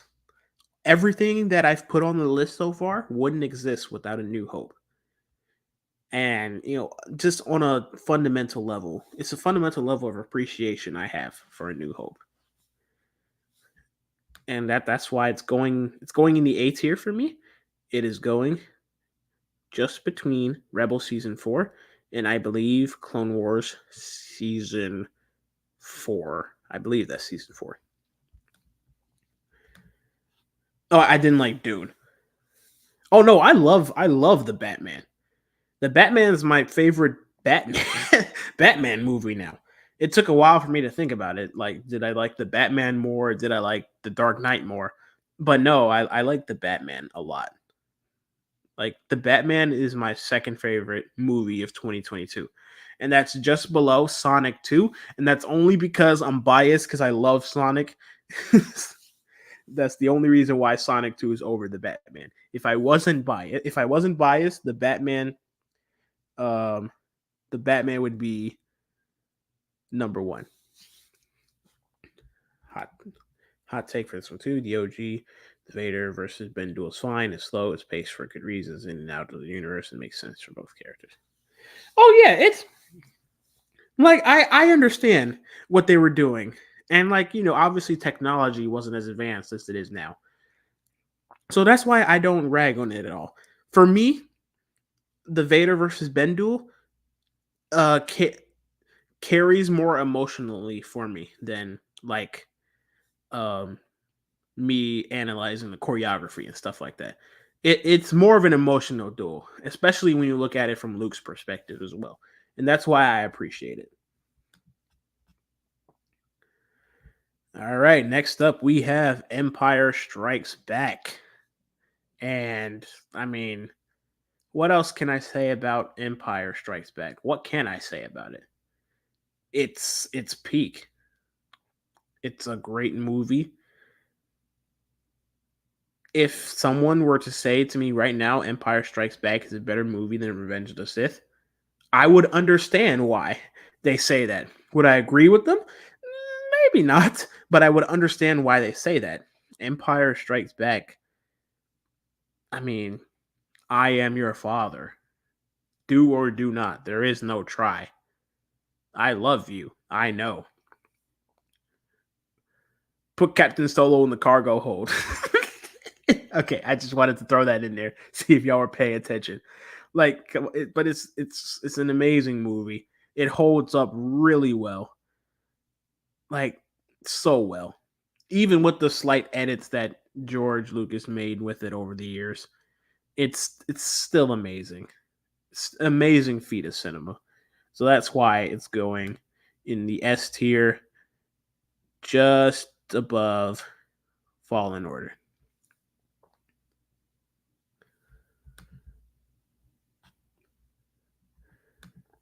You can literally see the dust. Yeah, yeah. Like I said, I don't rag on it too much because it is 1977, and obviously the choreography wasn't really as advanced as it is today. Like, especially if you compare that to like 2005 with the Anakin and Obi-Wan duel. Like, come on now, it's night and day. But that duel, the Vader versus Ben duel, holds more emotional weight with me. That's why I appreciate it. Next, we have Revenge of the Sith. Did I say Revenge of the Sith? Return of the Jedi. Goodness. Oh man, that's how you know it's been a long stream. Return of the Jedi. Um, Return of the Jedi is an interesting one for me. It's always number 6 on my list. It never moves from number 6. Get it? Because it's episode 6, number 6. That's not the reason why it's number 6. I actually like that Lucas changed Palpatine actor to fit with the. Yeah, I did because I did too because um what I've only seen it like a few times, but like wasn't it like a wasn't like a just a straight CGI creation for Palpatine in the original cut? It was just straight CGI or whatever visual effects were back then for that hologram scene before they updated it to have Ian McDermott appear in front of Vader. I forgot what if it was either a CGI creation or heavy prosthetics on a different actor. But yeah, I like that too that they changed it to make it Ian McDermott. And Ian McDermott's a king, so we love Ian McDermott. But yeah, back to Return of the Jedi. Um, it's great. It's a great movie. The second act drags. It does. I won't lie. A bit. Well, okay, it doesn't drag a lot. It drags a bit. And um I think it was prosthetics and it was a woman. Really? I need to do a bit more research in it because I've seen the clip of what it is, what it used to be. It was a woman's face in it. Wow, I didn't know that. That's something. I didn't know that. That's very interesting. But yeah, I'm glad that they changed it to Ian McDermott in later like edits of the movie. But yeah, Return of the Jedi. Second that kind of drags a bit. Ewoks are cute. Should they be defeating a whole battalion of stormtroopers? Debatable, but it's a galaxy far away. So kind of give it a pass.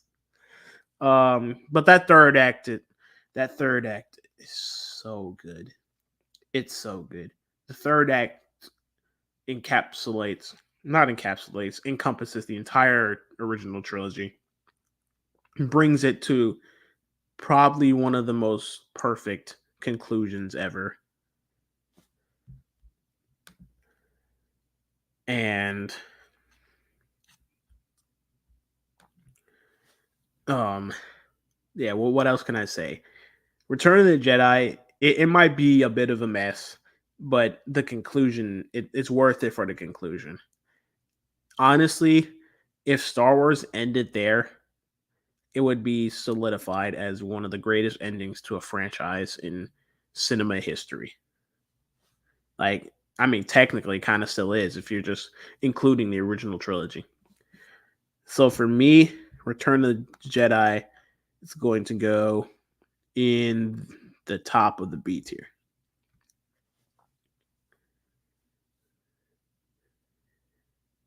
All right, I'm gonna breeze through the next of these real quick because it's been a hot minute since I've played these two games, and I'm just gonna go off for at least for the first Battlefront.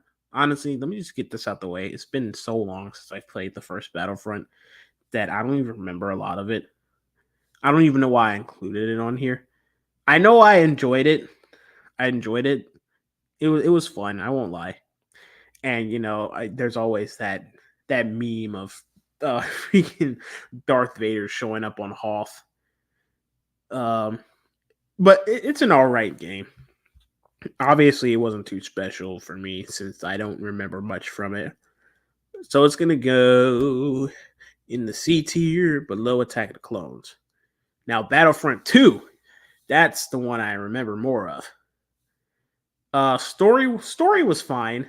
Iden Ver Iden Versio had potential to be a great character, but I don't know. I guess maybe like I don't know something about her story kind of held her back from being a great character. I don't know what it was. I think she's a cool character, just potential. She had the potential to be a great character, but I don't know. It was missing something important to make her a great character. Um, but the gameplay was fine. Um,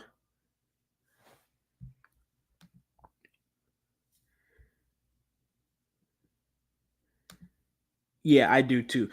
She had so much passion for it. That's what I liked. She had so much passion for her character, and then I don't know something about her story. It felt like it was missing one component, and she could have been a great like a great legendary character. I like that. Lucas added Hayden Christensen. Yeah, me too. I like that too.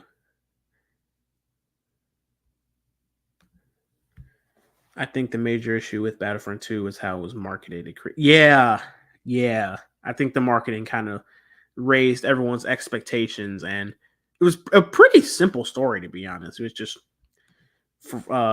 Empire Empire troopers who betray the Empire, turn over to the rebellion. But I will give Battlefront 2 points for its multiplayer modes because some of the memories on multiplayer will forever live with me. I mean, I need to hop on again one of these days. I haven't hopped on Battlefront in so long. I know there's people who still play it, maybe a small percentage of people, but enough to fill a lobby. That's all that matters. I need to hop back on Battlefront 2 one day. But for me, Battlefront 2 is going to go at the bottom of the B tier. Whoa, look at that. We're almost done, folks. Almost done. Y'all been enjoying the stream so far? I haven't played Battlefront in so long. Yeah. Yeah. I really need to hop on. I think the last time I played Battlefront 2 was like last summer. So I really need to hop back on again. Hop in and destroy some clankers with my assault troop. But then you got the people who nonstop play the game like level 1,000, and then I get wiped all the time. But that's besides the point.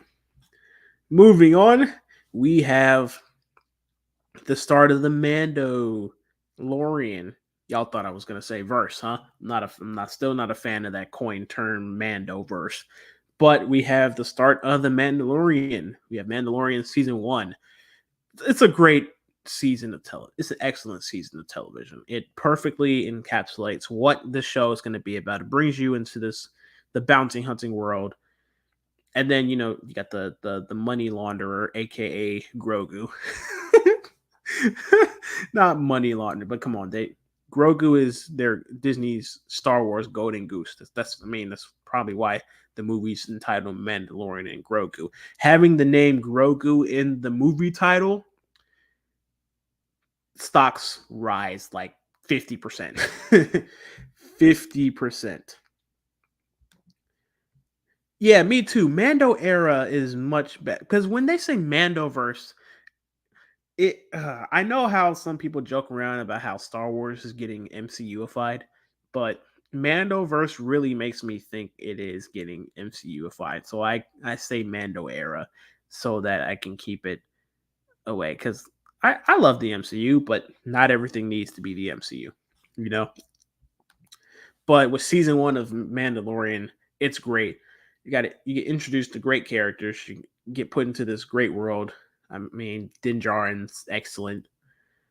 The story of Mandalorian is simple, but it works. Sometimes the simpler stories work the best, and that's what I like about Mandalorian season 1, and that's why Mandalorian season 1 is going to go at the bottom of the S tier for me.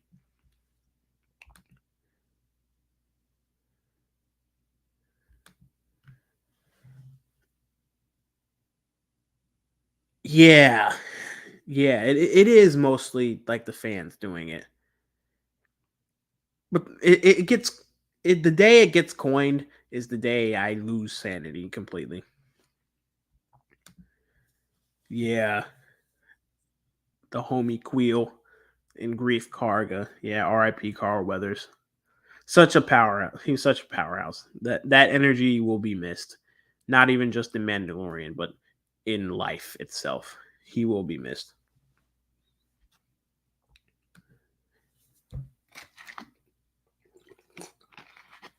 And then we have Mandalorian season 2, peak Star Wars. I don't care that it was a cameo fest. There was a cameo fest that worked. Every cameo, I guess, made sense and it furthered along the story of the season. They weren't just cameos to be cameos. Bo-Katan, important. Ahsoka, important. Boba Fett, important. Like, come on now. Come on now. I don't I don't agree with the whole cameo fest business. It works so well. Luke, important. Regardless of what happened after, let's just stick with the moment he showed up. Luke, important to the story. And it's done so well. They're not just there just to be there. They're there to further along the story of Mando trying to get Grogu to the Jedi or to a Jedi. And it's just great. Everything's elevated. Music's elevated. Stories elevated. Fights elevated. Stakes are elevated. I know how I said sometimes the simpler stories work the best, which is great about season 1, but season 2, an elevated story works here as well, and it's great. Excuse me. It's peak Star Wars in my opinion. Season 2 of The Mandalorian is peak Star Wars. I will forever love it. No matter, like I said, no matter what happened afterwards, I will always love Mando season 2. That is why it's going to go in the S tier, right below Fallen Order.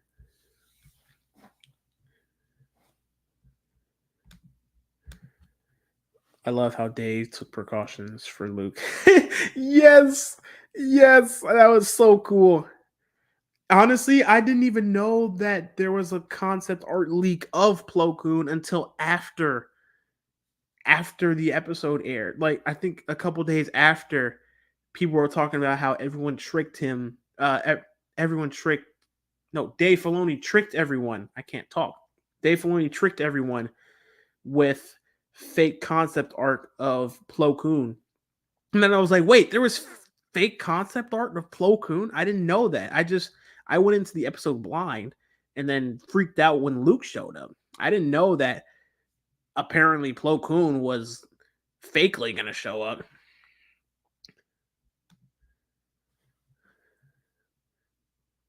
It didn't get leaked. It was the only thing that didn't. But he did it just in case it did. I thought it did get leaked. Huh, maybe not.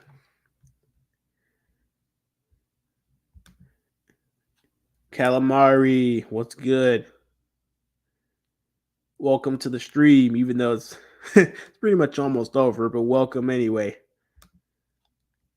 We've been having fun here for the past 2 hours.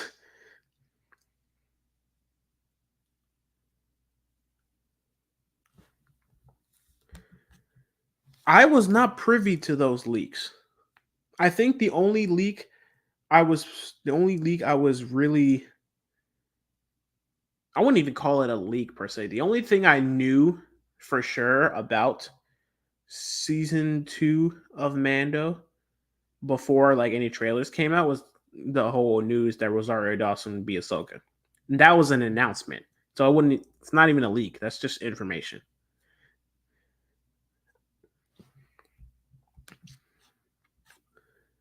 Then we have Book of Boba Fett. Hey, I wish Peanut was still here so we could talk about this. Like I said earlier, I will die on the hill that in the original trilogy, all Boba Fett was a walking recycling bin with no character and got defeated by a blind guy with a pole. Book of Boba Fett gave him character. And I gotta be honest, and I say this as a mega Clone Wars fan boy, I wasn't crazy about Ahsoka live action debut. It took some time. Oh yeah, I love Rosario Dawson. She's a great actress. I will explain how I felt about her in the Ahsoka show though, because I feel like it didn't work most of the time. But it's not Rosario Dawson's fault. She's great as an older, more, I guess I wouldn't say laid back, but more stern, older, and more experienced Ahsoka. It works perfectly. Translates excellently from Ashley Eckstein's take to Rosario Dawson's. But yeah, Boba Fett actually became a character in the show, and I will always appreciate the show for this. That being said, sure, there's a whole bunch of stuff in the show that doesn't work. There's a like, did there need to be 2 episodes dedicated to the Mandalorian? No. Were they great? Yes. But did they need to be there? No. I'm kind of tied because you had episodes 5 and 6, which were some of the best episodes in the Mando era. However, they took up valuable time, or we could have been shown more Boba Fett. Show us Cad Bane, for crying out loud. Not Don't wait till the end of episode 6 to show him, and then he dies the next episode. Like, some of the writing choices weren't great, some of the story choices weren't great. The mods, I don't hate them, but they're there. Like, sure, why not? The Boba Fett stuff could have just been a Mando movie. Yeah. Yeah, it really could have been. Like, just make a Boba Fett movie and then have Mando cameo. Like, take out a bunch of, like, take out the whole Grogu has to decide whatnot. Like, if let's say, like, if Boba Fett got a movie, keep episodes 1 through 4 this mostly the same. Maybe trim out some of the fat. Um, then have Mando cameo and help out in the third act of the movie. Mando was on a high. Mando was the talk of the town in Star Wars. He was the talk of the town. So imagine him cameoing in the Boba Fett movie.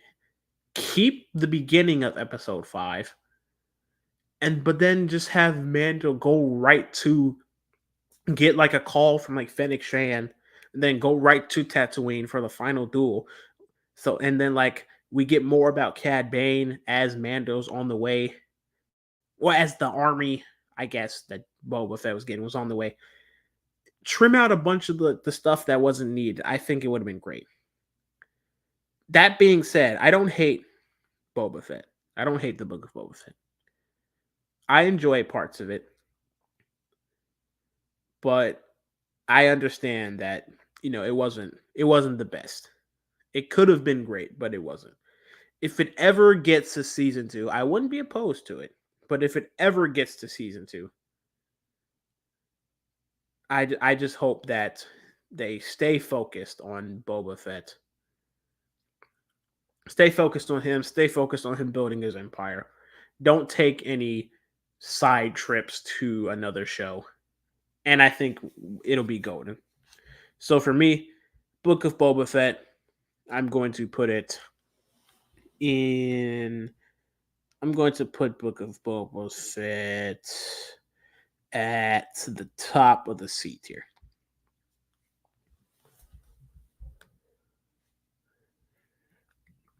I'll be putting up my first YouTube video Friday on Lego superheroes. Okay, that's cool. Be interested to see what that's about.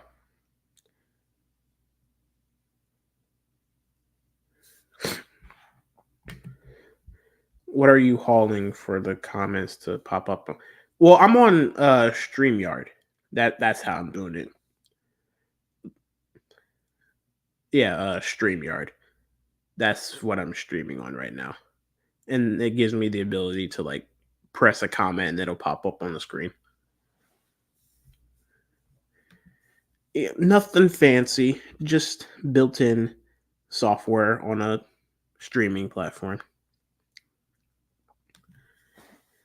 And then we get to Mandalorian season 3. Oh boy.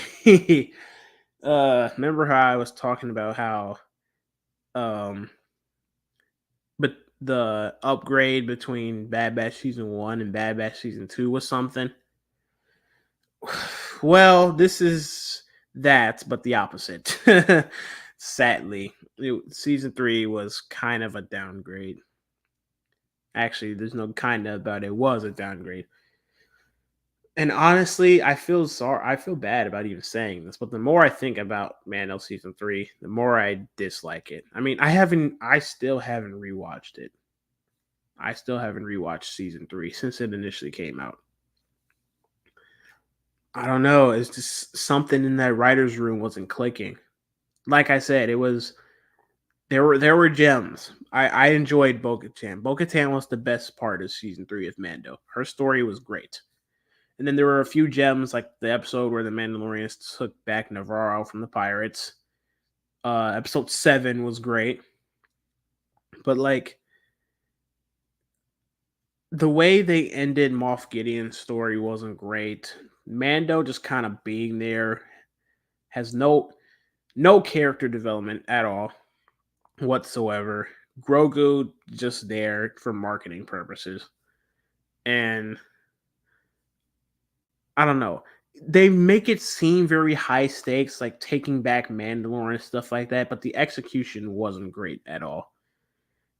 Like, I don't want to sound like I'm hating on season 3, but it truly was a downgrade from the first 2 seasons. I'm really hoping that this movie, Mandalorian and Grogu, and I guess season if we ever get a season 4 of Mandalorian, I don't know. I don't know if that's happening or not anymore. But I hope that they kind of go back to simpler times because I feel like a simpler story with the Mandalorian now is needed, especially after season 3, where his popularity is still there, but it's not at its height like it was in season 2. If they do the movie right, I think his popularity will get back to where it was. But for me, season 3 of The Mandalorian is going to go in the C tier, just above, no, just below Attack of the Clones.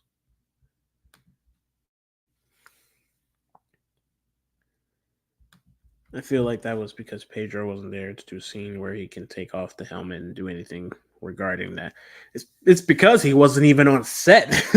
he only showed up to do voice lines because I think he was filming The Last of Us at this time. At that time, yeah, he prioritized the Last of Us TV show, so he only came in to do voice work for Mando season 3. And honestly, yeah, you would think he would be more looser with like his rules, like his beliefs, as a Mandalorian after season 2. I mean, he took off his helmet for Luke and Grogu. Well, not for Luke. He took it off for Grogu, but Luke also saw his face. So you would think he would be a lot more looser about that. But then you got like he's back to what he was in season 1. It's character regression instead of character progression. Back to hating droids. Like, come on now. Come on. Honestly, I'm a bit over Din Djarin at this point. His development being dependent on Pedro's availability. Yeah. Unfortunately, Pedro Pascal is awesome and everyone knows it and everyone wants him to be in everything. I mean, he just dropped another project because he's going to be in the Fantastic Four now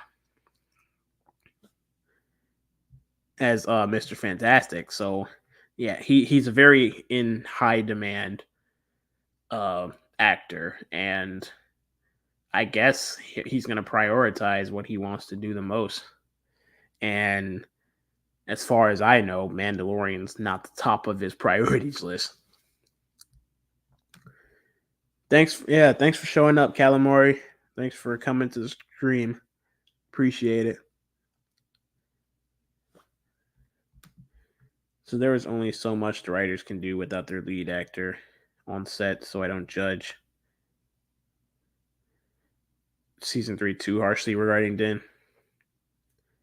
I try not to sound like I'm hating Pedro and being that guy, but I feel like it's a good point.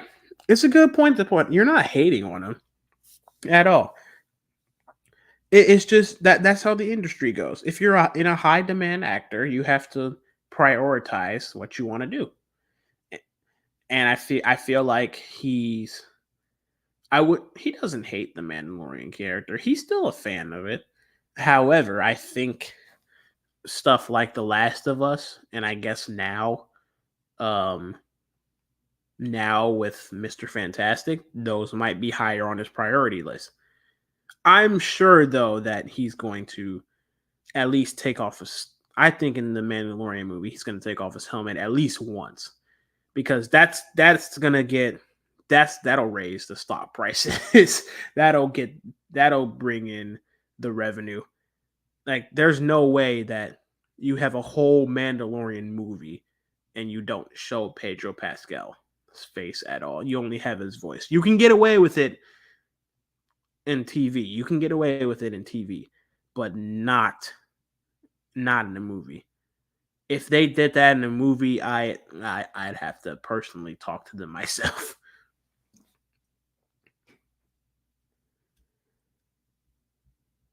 I will say, I think Gideon is dead, but Giancarlo teases giving Lucasfilm the opportunity if they did that, they'd have to give him a reason, because he was great in season 1, great in season 2, but then season 3 it was like it became repetitive, and then he lost in the dumbest way possible. So if they bring him back, it needs to be worth it. It really needs to be worth it. All right, look at that. We are almost done, folks. 6 more to go. Next, we have Ahsoka, season 1, since getting to season 2 now. And I'm kind of mixed on Ahsoka, because I really, for it being an Ahsoka show, it probably should have just been titled Rebel Season 5, but in live action. Like, literally, the title should be Rebel Season 5, but in live action. But some narrative choices I wasn't a fan of. Like, some things with Sabine I wasn't a fan of. Um and you know how much I love Sabine. I didn't like how Ahsoka took a back seat in her own show. The only episode she really got a chance to shine was episode 5. Um but what was I about to say? But it's not a bad show. It's actually a pretty solid show. The positives and the negatives, in my opinion, almost balance out. Positives kind of coming out a little more on top. I mean, like Balin, R.I.P. Rave Stevenson, such a powerhouse in that show. He was the best character in the show, and I just wish we learned more about his character, because he was great, and I know he had a bright future in the New Republic era. Shin was fine, I guess. Probably I wish we got more character with her, because her only characteristic was attack dog. Um I think the actress who did Sabine, Natasha, I don't know how to pronounce her last name. She did good with what she was given. I love, um, well, not I love. I like how she nailed most of Sabine's mannerisms. Um, yeah, I know they had so much planned for him, and I still don't know if they should lay the character to rest, at least live action wise, or recast. Like, definitely bring him back in, maybe like in the comics or in a book or animation. Bring him back in that at least. But I'm kind of stuck on animation. Like, if I mean, not animation, live action, if he should be recast or not. I got to think about it more. But yeah, Natasha, I think she nailed Sabine's mannerisms. I think she could have been a great Sabine if the writing were stronger. And besides the fact that she just simp material. But moving on, um, yeah, like I said, it's kind of in the middle of the road for me. Like, it was a decent show. It it could have been better, but it could have been worse. Also, to mention, love the return of Lars Mikkelsen as Thrawn in live action. Perfect transition, and one of the best transitions from animation to live action from a different, like, two different actors. Amon Esfandi as Ezra Bridger. Honestly, an excellent casting. He embodies Ezra Bridger perfectly, and I know he has a bright future in Star Wars for however long they want to continue doing New Republic era things. So for me, Ahsoka is going to go. Um, I'm gonna put Ahsoka at. I'm gonna put Ahsoka in the B tier. I'm gonna put it just below 2D Clone Wars. Yeah, he was excellent. Honestly, one of my favorite castings in all of Star Wars. Definitely top 10. Definitely top 10. And we have made it to the sequel trilogy. Like I said, I haven't watched Resistance, so this won't be a part of the tier list. But with that being said, let's finish off strong with The Force Awakens. Now, The Force Awakens, I love The Force Awakens. It still holds up as one of my favorite movie theater experiences of all time. Genuinely, I will always remember watching The Force Awakens opening night in a packed theater when I'm gonna age myself real quick. When I was when it came out, 2015. So I was freshman year of high school. Yep, freshman year of high school. That's when I watched The Force Awakens. Opening night, one of the best theater experiences I've ever had. I love The Force Awakens so much. And yes, I know its flaws. Yes, it kind of is a copy of A New Hope. So what? So what? So what? It introduces one of my favorite characters in all of Star Wars, Finn. I love Finn so very much. That's what put John Boyega on my radar. After 10 years, almost 10 years after Force Awakens, and I to this day only have one legitimate gripe with the movie. Is it similar to New Hope? Sure, but that's not the flaw. Oh yeah, like I said, sure it's similar to A New Hope, but that doesn't bring down the movie. Well, not by a lot, like most people want to say it is. Force Awakens is. I love the Force Awakens, and it's so rewatchable. But yeah, it introduces Finn, and it made me begin to love John Boyega to what I do now. I love John Boyega so much. I wish he was. done way better than he did it was in the original trilogy. Not original trilogy, sequel trilogy. But he was great in this movie. This was peak Finn. Ray is cool. I like Ray. Daisy Ridley is fun as the character. Kylo Ren is awesome in this. He kind of declines for me as the sequel trilogy goes along, but he's great. In The Force Awakens, the reveal of Kylo Ren as Han and Leia's son came too early and too nonchalantly. Snoke just randomly drops it. They should have waited until Han and Leia met again on Takodana. That's actually I never thought about it like that. I mean, yeah, it was either.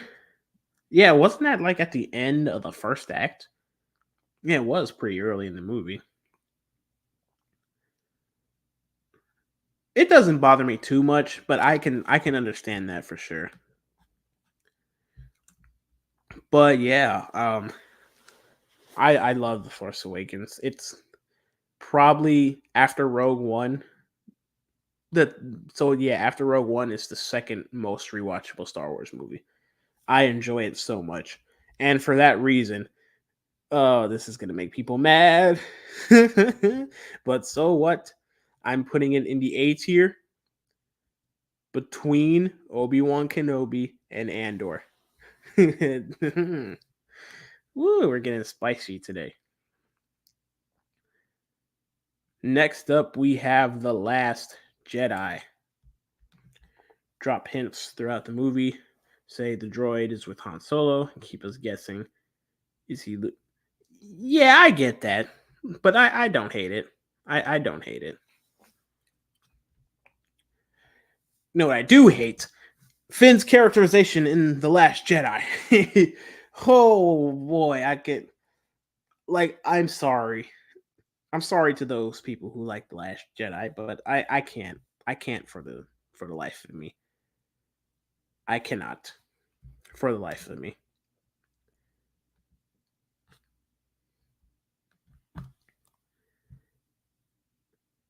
Sorry, I kind of zoned out there. But look, there's some things I like about The Last Jedi. Hot take, I like Luke's characterization in The Last Jedi. I get like is it's too much brain power to try and think about what could have been and why Luke ended up going down the same path that the old Jedi did. That's too much brain work.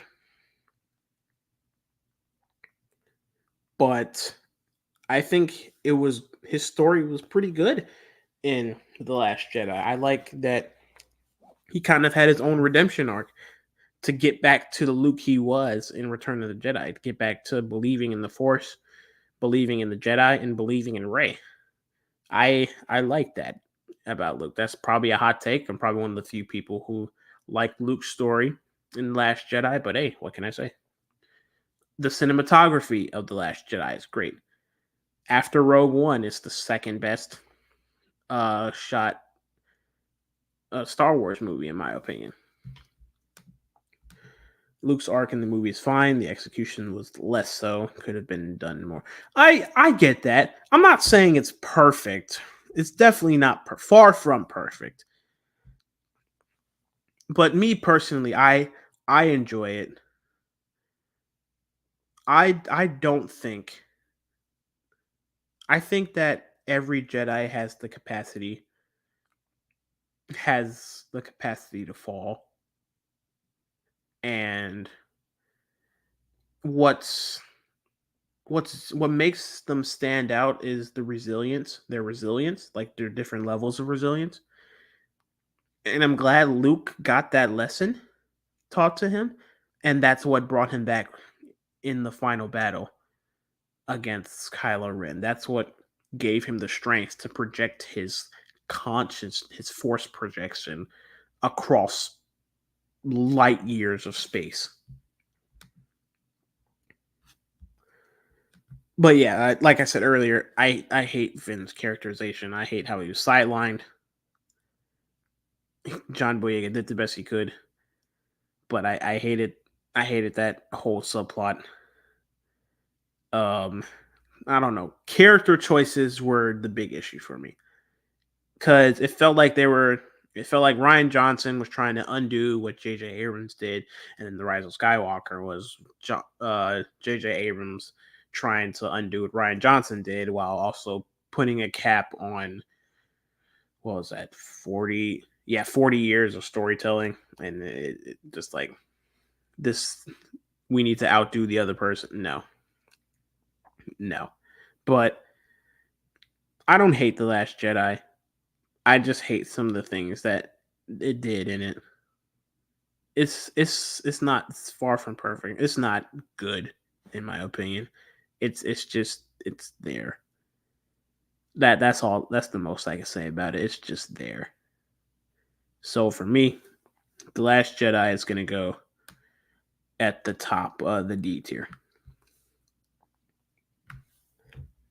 Ice, can you tell my voice is going? We've been at it for almost 2.5 hours. There goes the last of my water. And finally, for the movie side, we have The Rise of Skywalker, the movie that was supposed to close the book, end the Skywalker saga. It does it. Not great, though. Not great at all.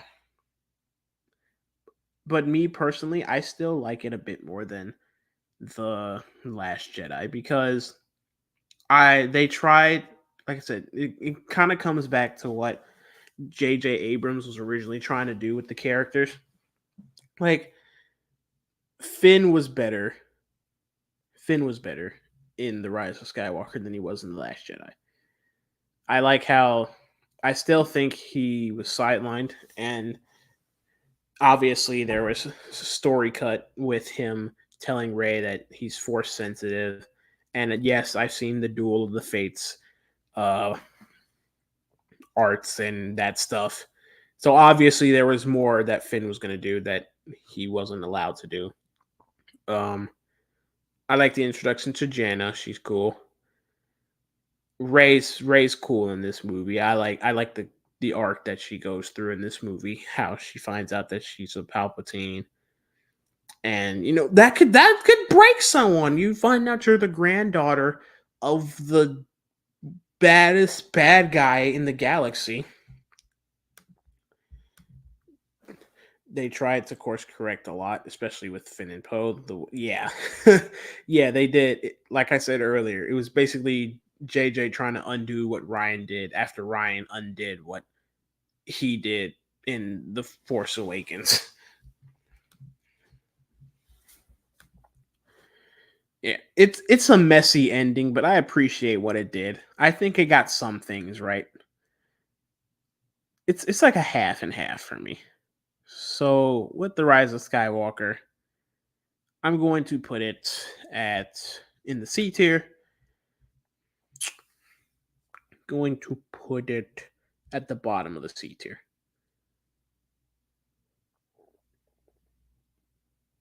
You know what? I'm gonna put it above the Clone Wars movie this time.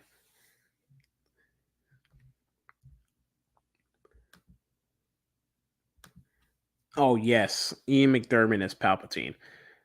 Whatever, whatever my thoughts are on the fact that he Palpatine came back, Ian McDiarmid will be someone I am never tired of in Star Wars, and he always kills it as Palpatine, no matter the circumstances.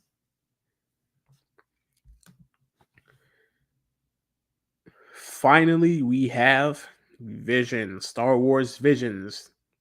I know it's not canon. It's like the Star Wars, the norm, like the main Star Wars universe, but it's Star Wars content that I've watched and enjoyed. Excuse me. So, with Vision season 1, I think it was pretty fine in my opinion. I think that some of the stories played it safe to where it was just a retelling of something in the main Star Wars universe. But like it's Star Wars anime, and I didn't have much of an appreciation for anime when I watched season 1 as much, not as much as I do now. So I think that's why season 2 will obviously be higher than season 1. But like I said, it's fine. Some of the stories are good, like the Ninth Jedi, the Ronin. Um, those are pretty good. What else did I like? Um,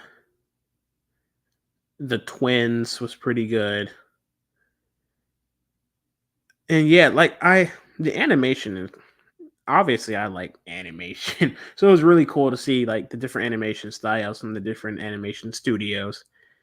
And like it's Star Wars anime. Like two of the things I love coming into one.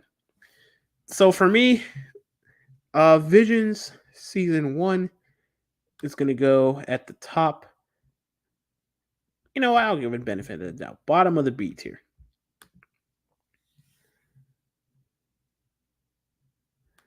I like Visions. There's some good ones in there. I like that Japanese artists get a chance to tell their version of Star Wars in the season 2 that expanded in many different ways. Hope that, yeah, exactly. That's what I was about to get to in our final slot today. Visions season 2, and I like that they actually took chances. They actually took chances in season 2. I feel like they actually, made their own stories.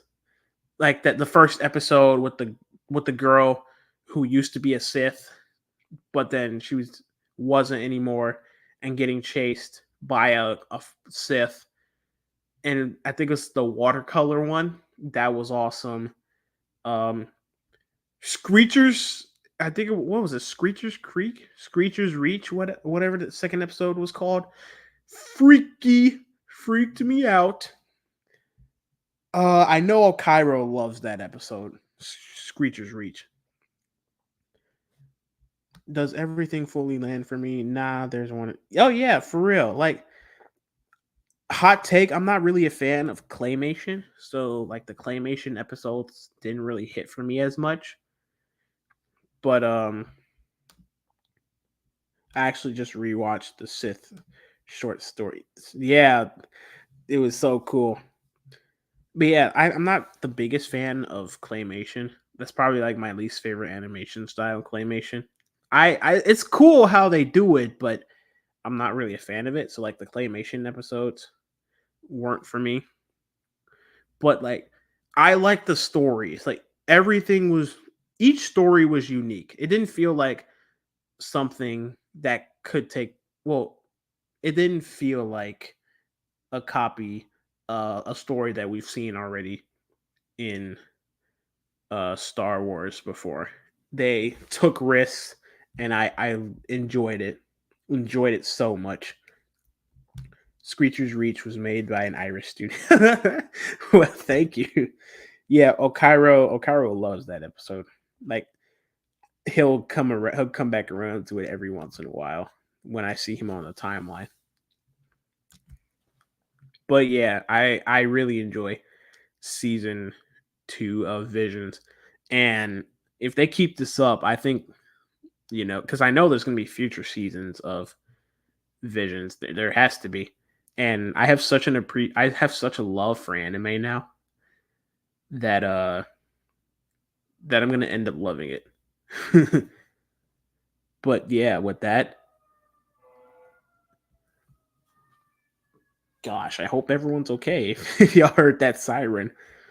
But I'm gonna put Visions season 2 also in the B tier. Hot take, above Clone Wars 2D.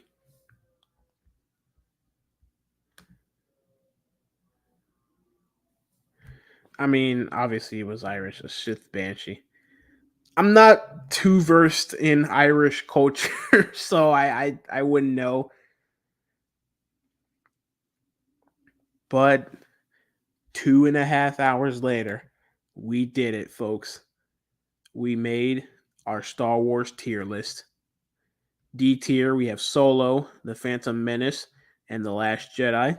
C tier, we have the Clone Wars movie, The Rise of Skywalker, Clone Wars Season 1, Bad Batch Season 1, the first Battlefront game, Mandalorian Season 3, Attack of the Clones, Clone Wars Season 2, Rebels Season 1, and the Book of Boba Fett.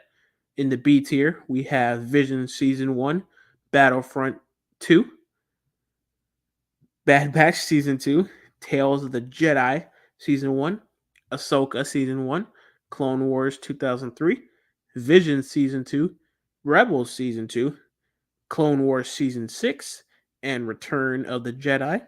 In the A tier, we have Andor, The Force Awakens, Obi-Wan Kenobi, Star Wars Rebels Season 4, A New Hope, Clone Wars Season 4, and Clone Wars Season 3. And then in the S tier, we have Mandalorian Season 1, Rebels Season 3, Rogue One, Mandalorian Season 2, Jedi Fallen Order, Empire Strikes Back, Revenge of the Sith, Clone Wars Season 7, and Clone Wars Season 5. Whew! Well, we did it, folks. We did it. Ice, I appreciate you, man, for sticking around the entire time. I know because you said you might have to go, but I appreciate you sticking around for the entire time. You know, make me feel not as alone anymore, and not because I feel like sometimes when you stream for so long or record for so long, you feel like you're going crazy. So I appreciate you sticking around and so I have someone to talk to, and I appreciate everyone who showed up for this stream, 10th anniversary stream. I appreciate everyone who showed up, everyone who's still in the chat, or everyone who popped in for a moment. I appreciate you all so much. Thank you again for 10 years for supporting me these 10 years. And I hope you support me some more for the next 10 years. Like I said earlier, I got some stuff planned, got some really cool stuff planned for the channel, and I really hope that you guys stick around so I can show you all what I have planned. Like I said, I'm expanding, going to be talking about more things, anime, Sonic, action movies in general, more stuff. Obviously, the Star Wars, Marvel, DC, and Transformers stuff, that's not going anywhere. I'm just expanding to more things so more people, can feel included in the channel, on the channel. But with that being said, I think I'm going to call it a night. This is probably the longest stream I've ever done. 2.5 hours. That's definitely a record for the longest stream I've ever done. But I had a good time. We had some fun. We laughed. Maybe we cried. I don't know. But it was a blast. It was a fun stream. I appreciate everyone who showed up. Thank you. Thank you. Thank you from the bottom of my heart for supporting me. And here's to 10 more years. If no one else has anything to say, I will call it a night. Because I think during that last half hour, I heard my stomach rumble about 5 times. It's definitely time to get some food in me. Glad I got to stay for this. No problem, dude. Take it. Yeah, thank you. Thank you, Ice. Thank you for staying the whole time. I really appreciate you for that. And thank you once again to everybody who showed up. This honestly was a much more fun stream than I thought it would be. So thank you again to everyone. And I will catch you guys in my next video. Like I said, I got some fun things planned. And I can't wait to share them with you all. So with that, have a good rest of your night or rest of your day. A good rest of wherever you're at. And I will see you guys next time.